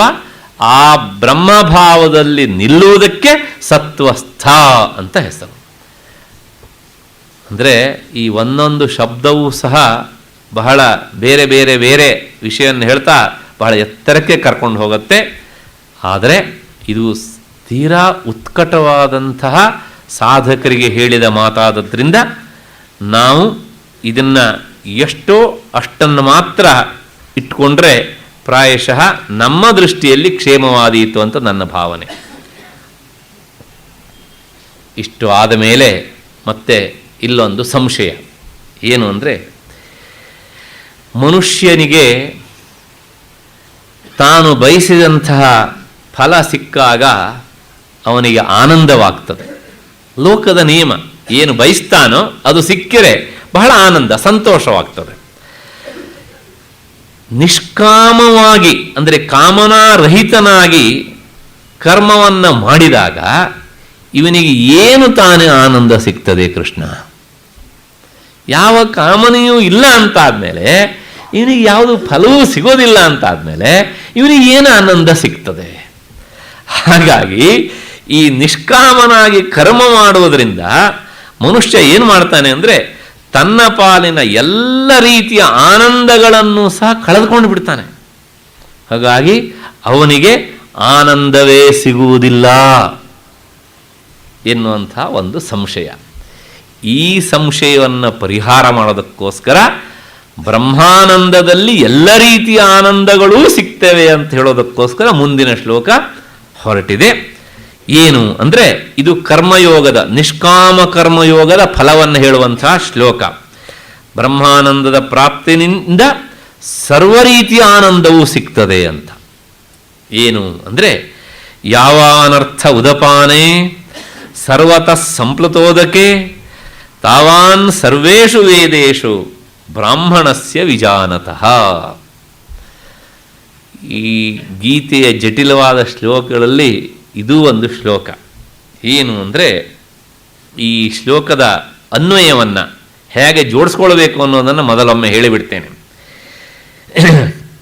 ಅನ್ವಯ ಹೀಗೆ: ಉದಪಾನೆ ಯಾವಾನ್ ಅರ್ಥ ತಾವಾನ್ ಸರ್ವತಃ ಸಂಪ್ಲುತೋದಕೆ. ಏವಂ ಎನ್ನುವಂಥ ಪದವನ್ನು ಅಧ್ಯಾರೋಹ ಮಾಡಿಕೊಂಡು ಸ್ಪಷ್ಟವಾಗತ್ತೆ. ಸರ್ವೇಷು ವೇದೇಶು ಯಾವಾನ್ ಅರ್ಥ ತಾವಾನ್ ವಿಜಾನತಃ ಬ್ರಾಹ್ಮಣಸ್ಯ ಜ್ಞಾನೇ ಅಂತ ಅಧ್ಯಾರ ಮಾಡ್ಕೊಳ್ಬೇಕು. ಅಧ್ಯಾರ ಅಂದ್ರೆ ಅಲ್ಲಿಲ್ಲದೆ ಇರುವಂಥ ಪದವನ್ನು ನಾವು ಸ್ವೀಕರಿಸಿಕೊಳ್ಬೇಕು, ಆಗ ಅರ್ಥ ಸ್ಫುಟವಾಗತ್ತೆ. ಏನು ಇದರ ಅರ್ಥ ಅಂದರೆ, ಚಿಕ್ಕದಾದಂಥ ಒಂದು ಕೊಳದಲ್ಲಿ ನಾವು ಏನೆಲ್ಲ ರೀತಿಯ ಪ್ರಯೋಜನವನ್ನು ಪಡಿಬಹುದೋ ಅಷ್ಟೂ ಪ್ರಯೋಜನವನ್ನು ಎಲ್ಲೆಡೆಯೂ ತುಂಬಿ ತುಳುಕ್ತಾ ಇರುವಂತಹ ನೀರಿನ ದೊಡ್ಡ ಸರೋವರದಲ್ಲಿ ಅಥವಾ ಜಲಾಶಯದಲ್ಲಿ ನಾವು ಪಡೆದುಕೊಳ್ಳಬಹುದು. ಹಾಗೆ ಈ ಸಮಸ್ತ ವೇದಗಳಲ್ಲಿಯೂ ಸಹ ದೊರಕುವಷ್ಟು ಫಲ ಪರಮಾರ್ಥ ತತ್ವವನ್ನು ಅರಿತಂತಹ ಬ್ರಹ್ಮಜ್ಞಾನಿಯ ಜ್ಞಾನದಲ್ಲಿ ಅದು ಸೇರಿ ಹೋಗ್ತದೆ. ಇದು ಇಷ್ಟು ಈ ಶ್ಲೋಕದ ಅರ್ಥ. ಆದರೂ ಈ ಶ್ಲೋಕದ ಶಬ್ದದ ಬಗ್ಗೆ ನಾವು ಕೆಲವು ಇನ್ನೂ ವಿಚಾರ ಮಾಡಬೇಕಾದದ್ದುಂಟು. ಉದಪಾನೆ ಅಂತ ಒಂದು ಶಬ್ದ ಉಂಟು. ಇವೆಲ್ಲ ಸ್ವಲ್ಪ ಅಪ್ರಸಿದ್ಧವಾದ ಶಬ್ದಗಳು. ಉದಪಾನೆ ಅನ್ನೋದಕ್ಕೆ ಅರ್ಥ ಸ್ವಲ್ಪ ನೀರಿರುವಂತಹ ಕೊಳ ಅಂತ ಅರ್ಥ. ಏನು ಅಂದರೆ ಒಂದು ಉದಾಹರಣೆ ಮೂಲಕ ಇದನ್ನು ಸ್ಪಷ್ಟಪಡಿಸ್ತೇನೆ. 10 ಸಣ್ಣ ಸಣ್ಣ ಜಲಾಶಯಗಳು ಇವೆ ಅಂತ ಅಂದ್ಕೊಳ್ಳಿ. ಆ ಜಲಾಶಯಗಳಲ್ಲಿ ಸ್ವಲ್ಪ ನೀರಿದೆ, ಹೆಚ್ಚು ನೀರಿಲ್ಲ. ಹಾಗಾಗಿ ಒಂದು ಕೊಳದಲ್ಲಿ, ಜಲಾಶಯದಲ್ಲಿ ಜನರು, ರೈತರು ಬಂದು ಏನು ಮಾಡ್ತಾರೆ ಕೇಳಿದರೆ, ಅಲ್ಲಿ ಹಸುಗಳ ಮೈ ತೊಳಿಸ್ತಾರೆ, ಹಸುಗಳಿಗೆ ನೀರನ್ನು ಕುಡಿಸ್ತಾರೆ. ಆ ಕೊಳದಿಂದ ಆಗುವ ಪ್ರಯೋಜನ ಅಷ್ಟು. ಮತ್ತೆ ಇನ್ನೊಂದು ಕೊಳ ಉಂಟು, ಅಲ್ಲಿ ಜನರು ಬಟ್ಟೆ ಒಗಿತಾರೆ, ತಮ್ಮ ಎಲ್ಲ ಶುಚಿಗಳನ್ನು ಸಹ ಅಲ್ಲಿಯೇ ಮಾಡ್ಕೊಳ್ತಾರೆ. ಹಾಗಾಗಿ ಆ ಕೊಳದ ಉಪಯೋಗ ಅಷ್ಟೇನೆ. ಮತ್ತೆ ಪಕ್ಕದಲ್ಲಿ ಇನ್ನೊಂದು ಕೊಳ ಉಂಟು, ಅಲ್ಲೂ ಸಹ ನೀರು ಬಹಳ ಸೀಮಿತವಾಗಿ ಉಂಟು. ಅದರ ನೀರನ್ನು ಜನ ಕುಡಿಯೋದಕ್ಕೆ ಉಪಯೋಗಿಸಿಕೊಳ್ತಾರೆ. ಹೀಗೆ 3-4 ತರಹದ ಕೊಳಗಳಿದ್ರೂ ಸಹ ಒಂದೊಂದು ಕೊಳದಲ್ಲಿ ಜನರು ಒಂದೊಂದು ರೀತಿಯ ಉಪಯೋಗವನ್ನು ಮಾಡ್ತಾರೆ. ಯಾಕೆ ಈ ಒಂದೇ ಕೊಳದಲ್ಲಿ ಎಲ್ಲ ರೀತಿಯ ಉಪಯೋಗವನ್ನು ಪಡೆದುಕೊಳ್ಳೋದಿಲ್ಲ ಅಂದರೆ, ಆ ಕೊಳದಲ್ಲಿರುವಂತಹ ನೀರಿನ ಸೀಮಿತತೆಯೇ ಅದಕ್ಕೆ ಕಾರಣ. ಹೀಗೆ ಯಾಕೆ ಅಂದರೆ, ಎಲ್ಲಿ ಆ ದನಕರುಗಳ ಮೈಯನ್ನು ತೊಳಸ್ತಾರೋ ಅಲ್ಲಿನ ನೀರನ್ನು ಪಾನ ಮಾಡಲಿಕ್ಕಾಗೋದಿಲ್ಲ, ಅಲ್ಲಿನ ನೀರನ್ನಿಂದ ಸ್ನಾನ ಮಾಡಲಿಕ್ಕೂ ಸಹ ಆಗೋದಿಲ್ಲ. ಹಾಗೆಯೇ ಪಕ್ಕದಲ್ಲಿ ಇನ್ನೊಂದು ದೊಡ್ಡದಾದಂತಹ ಸರೋವರ ಉಂಟು. ಆ ಸರೋವರದಲ್ಲಿ ಈ ಮೇಲೆ ಹೇಳಿದಂಥ ಎಲ್ಲ ಕೆಲಸವನ್ನು ಸಹ ಒಂದರಲ್ಲೇ ನಾವು ಮಾಡಬಹುದು. ಯಾಕೆ ಅಂದರೆ ಅದಕ್ಕೆ ಅದರ ವಿಶಾಲತೆಯೇ ಕಾರಣ. ಉದಾಹರಣೆಗೆ ಹೋದರೆ, ನೀವು ಹರಿದ್ವಾರ ಹೃಷಿಕೇಶದ ಕಡೆಗೆ ಹೋಗ್ತೀರಿ, ಗಂಗೆಯನ್ನು ನೋಡ್ತೀರಿ, ಎಲ್ಲ ಕೆಲಸವನ್ನು ಗಂಗೆಯಲ್ಲೇ ಮಾಡ್ತಾರೆ. ಆದ್ರೂ ಸಹ ಗಂಗೆಯ ಪಾವಿತ್ರ್ಯತೆಗೆ ಮಾತ್ರ ಕೊರತೆ ಇಲ್ಲ. ಯಾಕೆ ಅಂದರೆ ಅದರ ವಿಶಾಲತೆ ಹಾಗುಂಟು. ಆದರೆ ನಿಮ್ಮ ಮನೆಯಲ್ಲಿಯೇ ಒಂದು ಕೊಡದಲ್ಲಿ ಒಂದಿಷ್ಟು ನೀರನ್ನು ತಂದಿಟ್ಟು, ಅದೇ ಕೊಡದ ನೀರಲ್ಲಿ ಕೈಯನ್ನು ತೊಳೆದು, ಮತ್ತೆ ಅದೇ ನೀರಲ್ಲಿ ಬಟ್ಟೆಯನ್ನು ತೊಳೆದು, ಮತ್ತೆ ಅದೇ ನೀರನ್ನು ಸಹ ಕುಡಿಯೋದಕ್ಕೆ ಉಪಯೋಗಿಸ್ತೀರಾ? ಯಾಕೆ? ಅದರ ಸೀಮಿತತೆ ಎನ್ನುವಂತಹದ್ದು ಅದರ ಶಕ್ತಿಯನ್ನು ಹ್ರಾಸ ಮಾಡಿದೆ. ಹಿಂದೆ ಕೊಟ್ಟಂತಹ ಗಂಗೆ ಉದಾಹರಣೆಯಲ್ಲಿ ಅದರ ವಿಶಾಲತೆ ಎನ್ನುವಂತಹದ್ದು ಅದರ ಶಕ್ತಿಯನ್ನು ಏನು ಮಾಡಿದೆ? ವರ್ಧಿಸಿದೆ.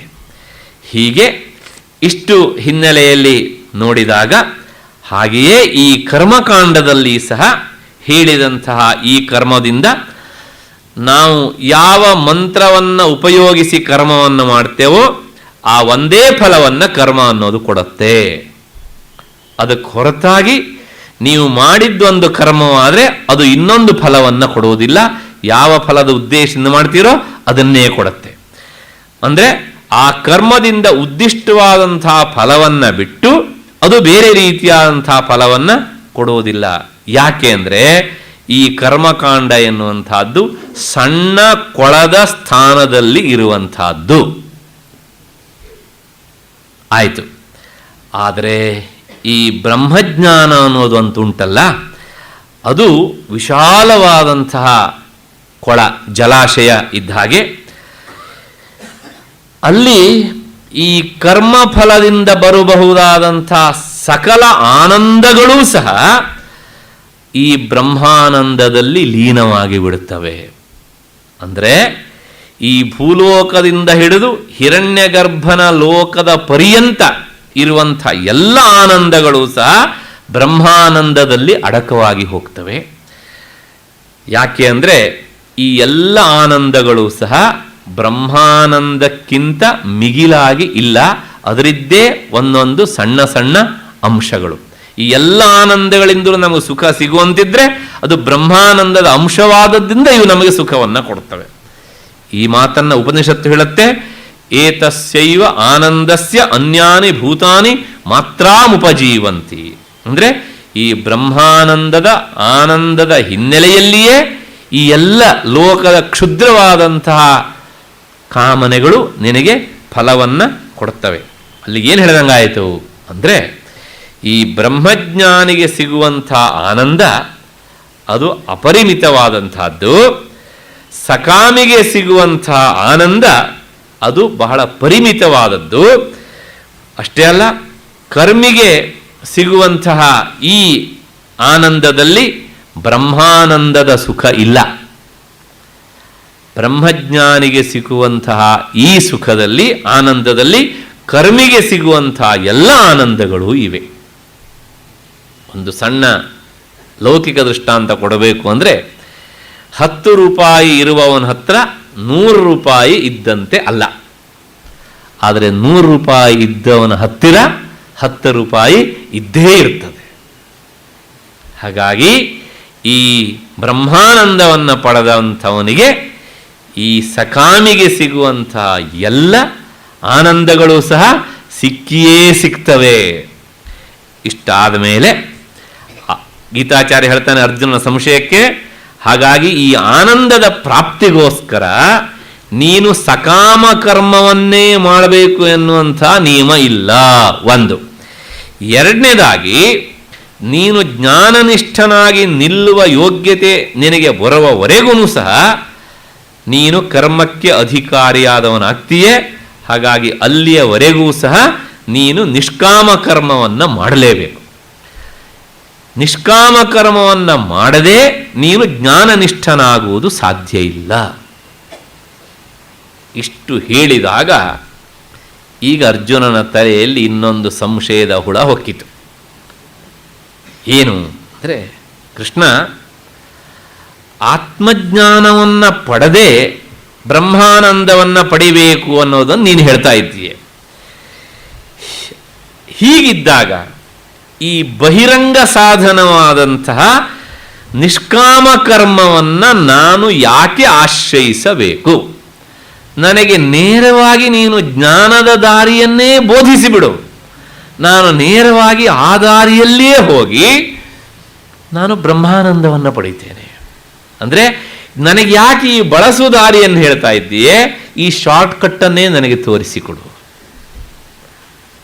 ಅಂತ ಅರ್ಜುನ ಕೇಳಿದಾಗ, ಇದಕ್ಕೆ ಸಮಾಧಾನವನ್ನು ಹೇಳೋದಕ್ಕೆ ಮುಂದಿನ ಶ್ಲೋಕ ಹೊರಟಿದೆ. ಕರ್ಮಣ್ಯೇವಾಧಿಕಾರಸ್ತೆ ಮಾ ಫಲೇಶು ಕದಾಚನ ಮಾ ಕರ್ಮ ಫಲ ಹೇತುರ್ಭೂ ಮಾತೇ ಸಂಗೋಸ್ತು ಅಕರ್ಮಣಿ.